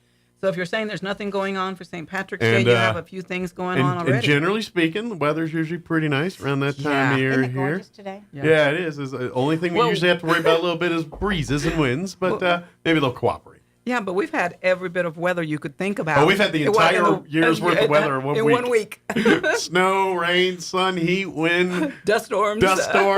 Armageddon. I think we just missed raining cats and dogs. About That's that, right. that's about the only thing we didn't get. That's all we need. I don't need any more dogs. Thank you. we're Or good. cats. We're kind of overpopulated in that world. But again, books, and again, they're over here on Virginia Avenue. If you buy a book, they will enter you into a raffle for a library brick. So what's happening is the Roswell Library is developing an outdoor play, and learn area on the north side of the library with access to the children's area and enhancing the library park located on Richardson. So basically, you can go there and you can buy a brick. And I don't know what they do. They put your name on it, but it helps to commemorate and enhance the curb appeal of the library. In essence, it'll be there at the park there for as long as the park's there. Yeah, because if you think about it, even on Reichman Park, some of the local names are still around there. If you ever get in there and look at the names, it's if you go over to the Historical Society and for the J.P. White House there, they have the flagpole with the wall. Those are the bricks there. It's the very same concept there. They may lay them out different or put them in a different way, but that's kind of the same and the library also, right? The tree? Yeah, the tree of tree of knowledge. Tree of learning, I'm sorry. Tree of learning or knowledge. Yeah. Very nice. Hey, so I was out looking at the gateway for Kiwanis as I was out at Kim Burton's place looking at some lettering and things, and I saw this really cool new sign that's going up. Historical Society? Yeah, we're getting a new sign. Is this a big secret, or am I letting something out of the bag? This is something we've been working on for years, and because our old sign, and like a lot of signs around here, they're made of that certain paint. And then when the sun hit it, it just faded and burned them out. So we're finally, being the historical society, there's always something to fix. We're finally getting around to the sign. But you know what? You guys did something really cool on that sign that I'm looking to do on one of the other signs that I'm working on. Okay. You're doing a solar light on that. Yeah, we're trying to get technically advanced. Yeah, I thought that was really, really, really cool. So congratulations to you guys on your new sign. Well, thank you. You're not part of the district completely, but you are still part of us. We're right there. We're kissing cousins. Yeah, we're kissing cousins. We're close by. We're like neighbors. We get sugar and coffee from you guys. Yeah, so, and then something else happening on Main Street. There are a few open businesses downtown. So 311 North Main, what used to be the Calico Cow, is currently now Carla Rose Boutique, but she is closing. So if you were looking for a place to move into, that's not the only place that's open on Main Street. But that's right downtown. That's right downtown. Right in the heart of the downtown district. Has a great entry area. You could actually put things out in the front there and sell, sidewalk sales. A lot of curb appeal there and a lot of visual. And it's a big building. Yeah. So if you're looking, give us a call or take a drive down Main Street and see what we have going on. We are filling some areas up. And you got good neighbors. And you do. You have great neighbors there. You can run down and get coffee. That's right. Or go to the T-shirt place in Moon Man and get you a T-shirt. Or get a haircut if you need to. Right all right there. So we want to so we want to encourage you guys to please check the Main Street Facebook. We post a lot of things on there, and that's open to everybody. You should like and follow it. That way, whenever new things, it pops up on your wall, and that way, so whenever there's some of these weekend pop-up events or more of our tentpole chili cheese UFO stuff going on, that you're staying up to date on that.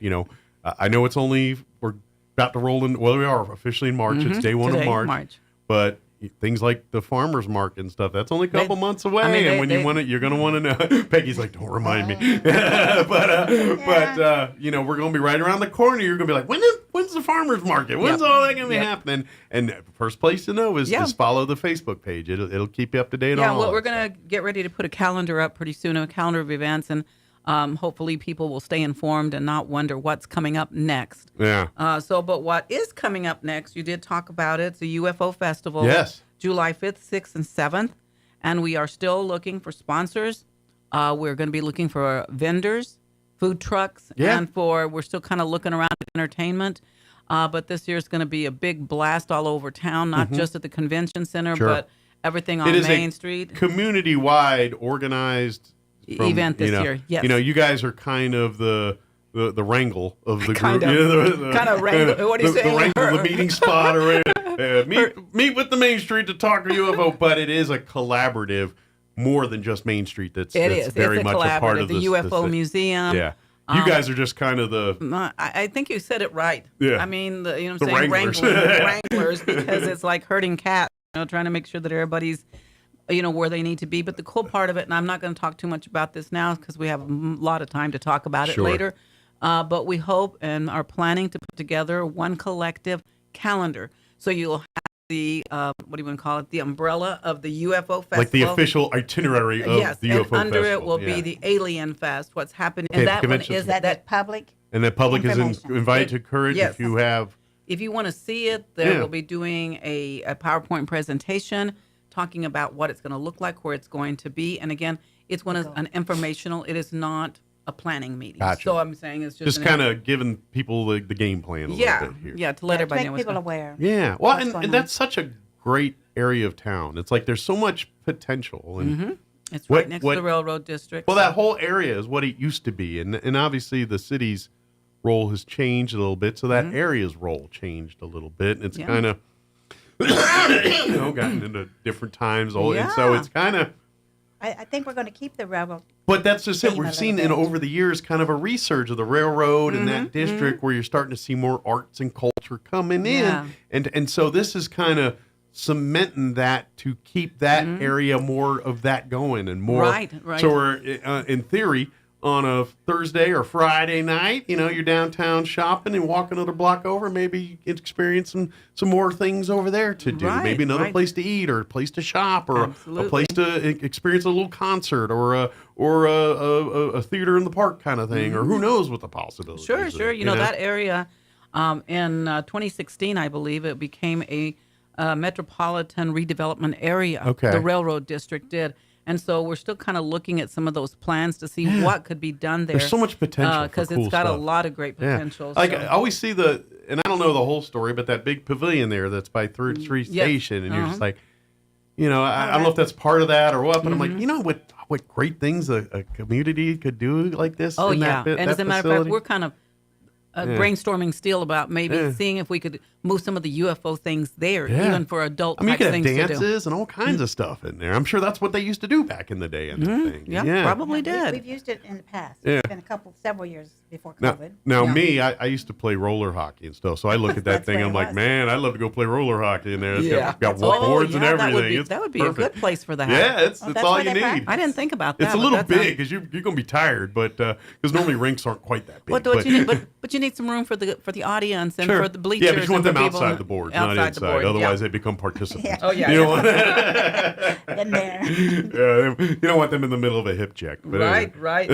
But yes, I love that, and to me, that's really the diamond in the rough for Roswell. It's like that could be a huge golden gem area if we just put a little bit of investment and time and love TLC in that area. Well, we could use some investment money for sure. Yeah. But just yesterday, I was having discussions with a few young people that are talking about doing something within that silo, that huge silo. Okay. And so that's not a done deal. It's just in the let's brainstorm about this. I love it. Because people with what, ideas and people with let's things. Let's see what that comes means, out of that, because I'm in on it. Because the more that's going on, the less you see of the abandoned buildings, all the negative sides that come with that. Yep. This all combats all of that. Because I've heard people, and you're right, some people are like, oh, you go right off there, blocks a bad area and all that.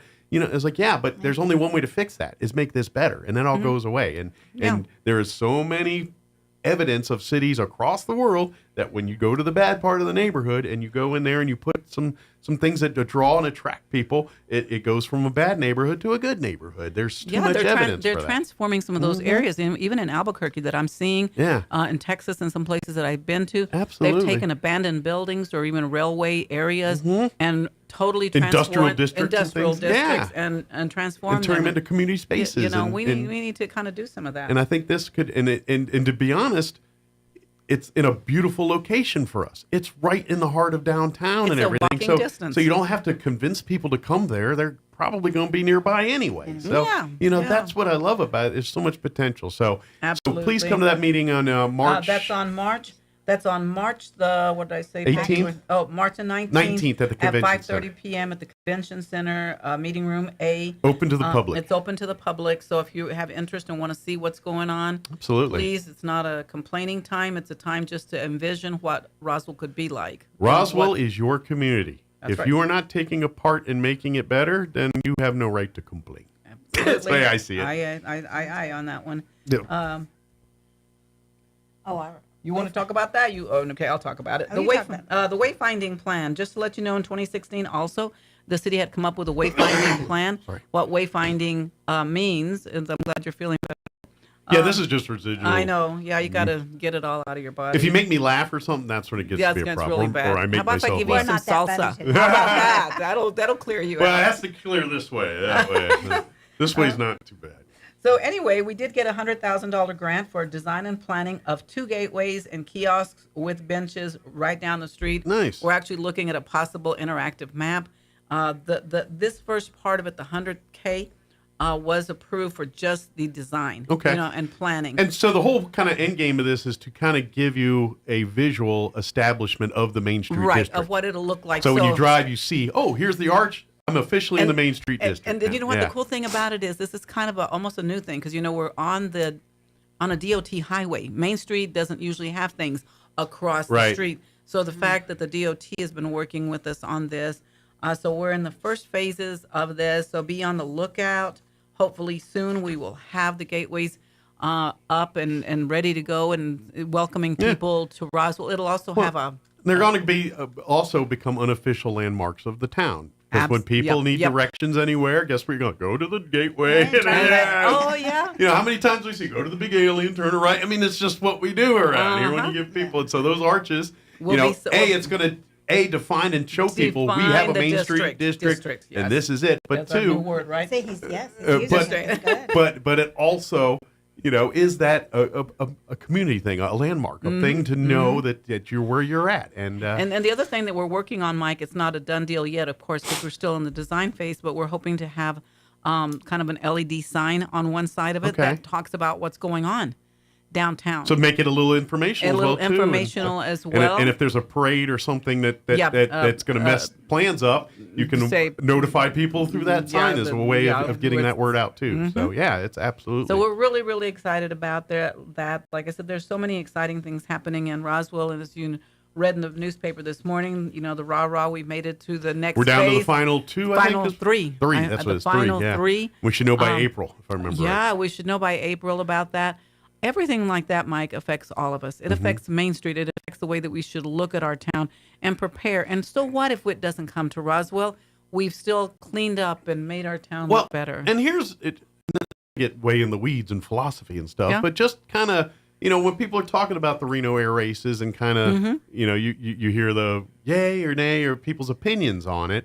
And the one common thing that people would shout as a negative, and I want to say something about that, is we don't have the infrastructure for that. We don't have enough hotels. That's kind of the knock that people are that want to try to poo-poo on this or are using. And not at first. We have a lot because of oil and gas already. But sometimes you need a goal to know what you got to do next.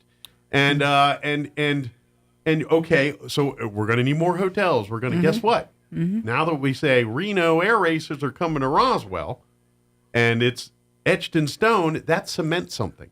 And people that were wishy-washy about committing to come to Roswell, a hotel chain, that it's going to bring more of that. And it's not like they say in April, Roswell, you're our next Reno air races. They're not going to show up in May with a bunch of airplanes and saying, let's do this. No, there's going to be at least a year before that happens. So there's going to be time to work on the infrastructure and get it up to code. Is it going to take a few years?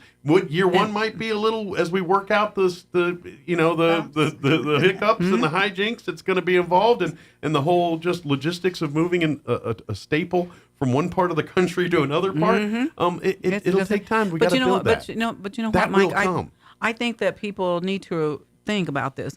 There's no way that we would have gotten this far without some planning, without some discussions, without these the city managers and the city councilors and Mike Espiritu and people having a multitude about, well, when this happens, what are we going to do about this? I mean, it's not like they're oblivious of it. They are actually actively working on things. And to me, I hear JFK, we're going to the moon. Like this, when they're saying we're shooting for the Reno air races, I look at this as JFK throwing the gauntlet thing. We're going to put a man on the moon by the end of the decade. Right. And to me, this is in the same kind. And guess what we did? We did it. We bust our humps and everything else. And so I look at it as say we don't have the infrastructure. I think we've got more than you think we do. But say you're right and we don't. Well, great. We just got our gauntlet thrown, and we got 2 years to get it to be there. Right. Well, and we're going to figure it out. Be a part of the solution, not be a part of the problem. So, because you want to sit there. Oh, there's not enough hotels, and I don't want to potentially bring another $100 million to our state or whatever this thing could do at some point or another. This could be as big or bigger as UFO. I mean, Balloon Fiesta and all that kind of stuff. They've talked about all of that. This can rival with the International Balloon Fiesta in terms of putting things on the map and stuff like that. The potential is there, and you pair that with our UFO already international knowledge. I think it's a win-win for everybody. I could easily sit there, and ESPN's coming to town the week there, and it turns into Daytona, with all the air races and the people coming, and that's the potential for this. It is. It's hard to see it right now. It's exciting. So, but in the meantime, you guys, we're going to have great weather this weekend. Yeah. Please spend some time downtown. Spend some money locally. What's that? I got a little ahead of myself, didn't I? I got to bring Mike back down to Main Street, okay? It does happen. That's okay, Mike. I'm with you. That's right. It does happen. I get a high horse. There will be a few things going out really soon. Some of you have been asking about posters for the UFO. Some of that will be coming out soon. Yeah. But in the meantime, you guys, let's enjoy March. Yeah. Come see downtown. Shop a little bit, have something to eat, some coffee. Enjoy, and come take advantage of these sales and pop-ups at our local. Trust me, if you're needing clothing or really anything, look to your local merchants first. Look to your Main Street merchants. Odds are you'll find someone that's got what you want, and they're candles going to, and rocks and. But the customer service, the knowledge of product, you can't beat that. I mean, yes, I get it. We all hit your big box stores at some point to buy whatever in life. It's life. I get it.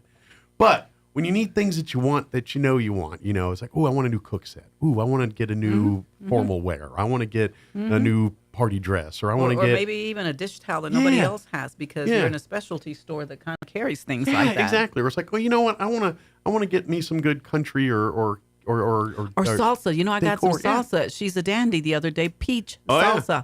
Local, your jerkies and salsas, and we got a bunch of people make some really good stuff. But jerkies that's for sure. That's where you're supporting by doing that. And I know you and I for years have been talking about, you spend $1 at a mom and pop, more of that dollar stays in town if you spend it at a big box store, and it's certainly none of it stays in town if it's online, unless it's a local online. Yeah. And so that really makes a difference. Yeah, and my vision really, Mike, is I would love to see Roswell be more of a walking town. We don't walk very much. Yeah. We like to just drive up and get off and get back on, but wouldn't it be great to see more people strolling downtown and spending the afternoon just hanging out? Just hanging out. And we're working on putting the benches where they need to be and trying to make sure the trees, Jim Burris and the city's really trying to keep our downtown looking nice and the trees. So absolutely. When the weather's nice. Yep. Sitting around the courthouse lawn on a Friday afternoon or come out. One of the nicest places in town to do it. That's right. Historical and beautiful. Plenty of shade, lots of things to see and do, walk around. You just want to find a bench and a book and a sandwich. Or find a tourist that's asking so many questions about what's going on in Roswell. Yeah. That's the part. Sometimes just hanging out and seeing it and just, drinking in your history. Yeah. You ever spend an afternoon just looking around the Pioneer Plaza and reading the statues and doing some of that stuff and seeing a little of your history? There's a lot there if you pay attention. So I don't know when exactly it's coming up, but I understood that in March sometime that they will be putting up the rocket. You remember the old rocket? The slide that was at the zoo. That was at the zoo. They have redone that into an art piece. It's been ongoing It's been going on. COVID. For like Josh 3 years. Berry's been working on that. And the last I heard that it was going up on the corner of southeast corner of the plaza the Pioneer Plaza, and so that's going to be up before the UFO festival. All right, so it'll be another piece to draw on people to go look at. And for those of you that remember, it was a hot slide to go down. And I'm lucky enough. I moved. I'm lucky enough. I moved to Roswell in 2000. Mm-hmm. That's when I met my wife, got out of the military, and came to Roswell.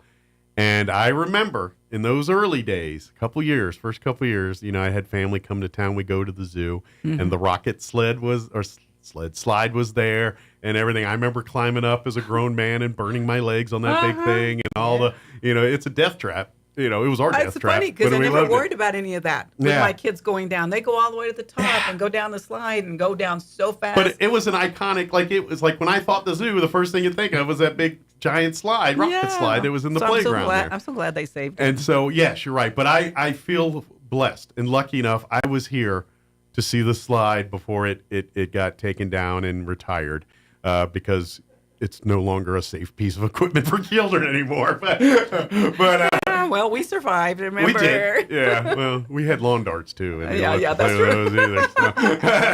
Yeah, I remember one of my kids coming out of the garage with a dart on his head. His brother got him, and it was stuck, but it wasn't that far. But it was just sticking out, and I was like, "Oh, great!" It's like, yeah, a lot of trips to the ER. But you don't know that does make me happy, and I hope there's a lot, and I think a lot of people in town, like you said, the particularly ones that grow up with their childhoods with involving that have slide. a lot of memories. Yeah, and so some of the kids that are coming back, for the summer, are coming to see their parents, will see that and say, I remember going down that slide. Yeah, so that's going to be a really cool piece. Yeah. Can't wait till it's up. I'll be anxious to see how they turn the statue or whatever they would call it. Not memorial. That's not the right word. Oh, what do they call it? Statue, art piece. Maybe? Yeah, the art piece. I guess Yeah. what you call it. I Yeah. think it's an art piece I think of now. statues and stuff, but yeah, more art piece. But it's really cool. So Yeah, and it's gonna be so look tall. for it here in the coming months and all that. Of course, MainStreetRoswell.org is the Main Street website. Well, it's ed. Well, yeah, MainStreetRoswell.com is our webpage. If you want to know more about the UFO Festival,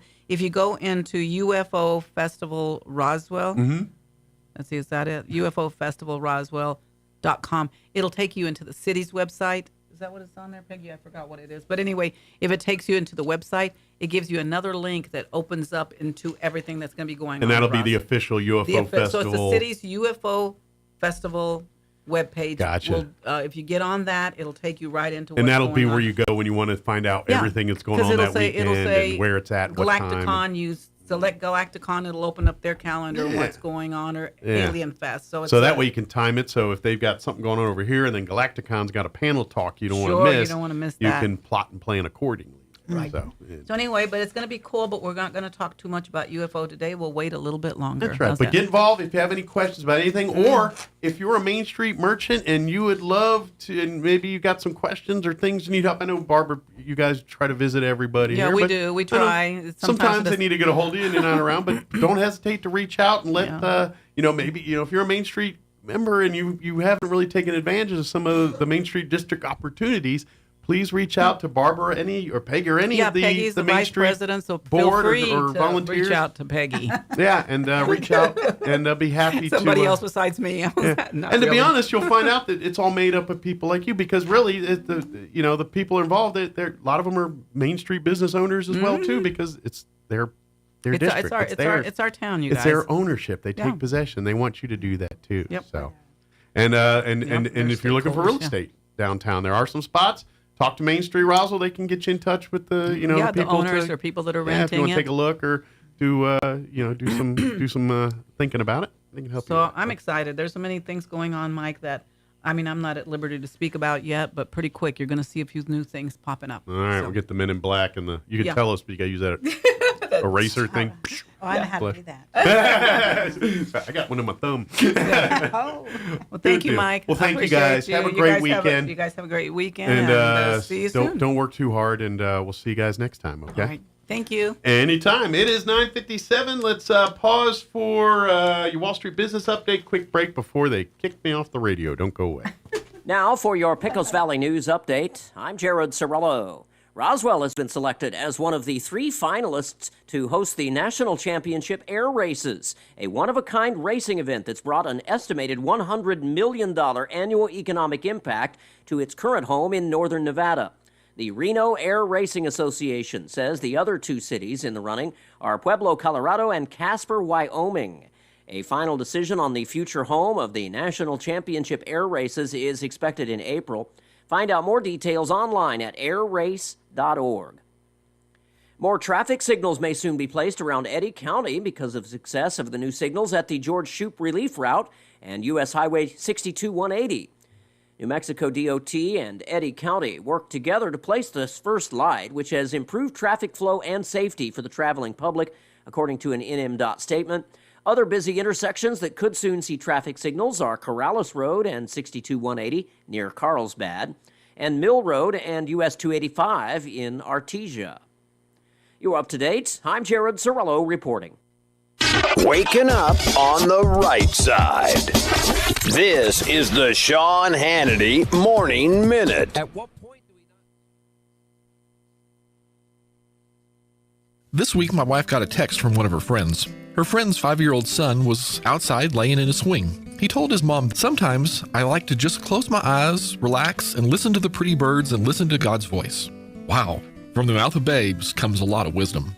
Psalm 29 speaks of the voice of God. It reads like this: "The voice of the Lord is powerful. The voice of the Lord is majestic." The psalm ends with this line: "The Lord gives strength to his people. The Lord blesses his people with peace." Isn't it interesting that when we listen to God's voice, it gives us both strength and peace? The prophet Elijah was hiding from a wicked king. The Lord told him to go stand on a mountain because he was going to pass by. Then a powerful wind tore the mountains apart and shattered the rocks. Then there was an earthquake and then a fire, but the Lord was not in any of those. Finally came a gentle whisper, and the Lord was in the whisper. Sometimes we just need to slow down, relax, close our eyes, and listen to God's voice in the quiet whispers of life and be at peace. Join us at the Country Club Road Church of Christ for worship at 10 a.m. on Sunday, located on the corner of Country Club and Washington in Roswell.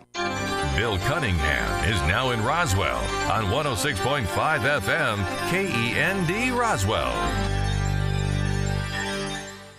And that's going to do it for us. Thanks for listening. Thanks for allowing us to be a part of your day. Have an amazing weekend. I will be back on Monday. I come hell or high water. You're listening to 106.5 Roswell's Talk FM, KEND, Roswell, New Mexico. Thanks. Have a great day, everybody. Breaking news this hour from townhall.com. I'm John Scott. The most powerful Pacific storm of the season could bring up to 10 feet of snow into the Sierra Nevada by the weekend. National Weather Service meteorologist Matt Scheibe. With this storm, we are seeing some very strong winds gusting up to 70 miles per hour in some lower elevations and up to well over 100 miles per hour in the higher elevations. Blizzard conditions have forced residents to take shelter and prompted at least one Lake Tahoe ski resort to close. Yosemite National Park also plans to close through at least Sunday. A blizzard warning through Sunday morning covers a 300-mile stretch from north of Lake Tahoe to south of Yosemite National Park. A funeral service for 22-year-old Laken Riley, slain on the University of Georgia campus, scheduled for this afternoon at Woodstock City Church in suburban Cherokee County, north of Atlanta. An illegal immigrant from Venezuela charged with the murder. Also at townhall.com, a Florida jury trial for Donald Trump over top-secret records may be getting a later date. At a hearing today, the federal judge in Fort Pierce, Florida, overseeing the classified documents trial of former President Donald Trump, is expected to set a new trial date. It was scheduled to begin May 20th, but U.S. District Judge Aileen Cannon has been signaling that may get pushed back. Federal prosecutors led by Jack Smith requested July 8th. Defense lawyers countered with August 12th, but say there is no way to hold a fair trial before the Republican National Convention in July or the November election. Trump denies any wrongdoing. He faces 40 counts on charges that he willfully retained top-secret documents at his Mar-a-Lago estate, urged his lawyer to hide records and lie to the FBI, and enlisted staff to delete surveillance footage. I'm Jennifer King. Stocks are higher, the Dow up 37 points, and the NASDAQ adding 99 points. More at townhall.com.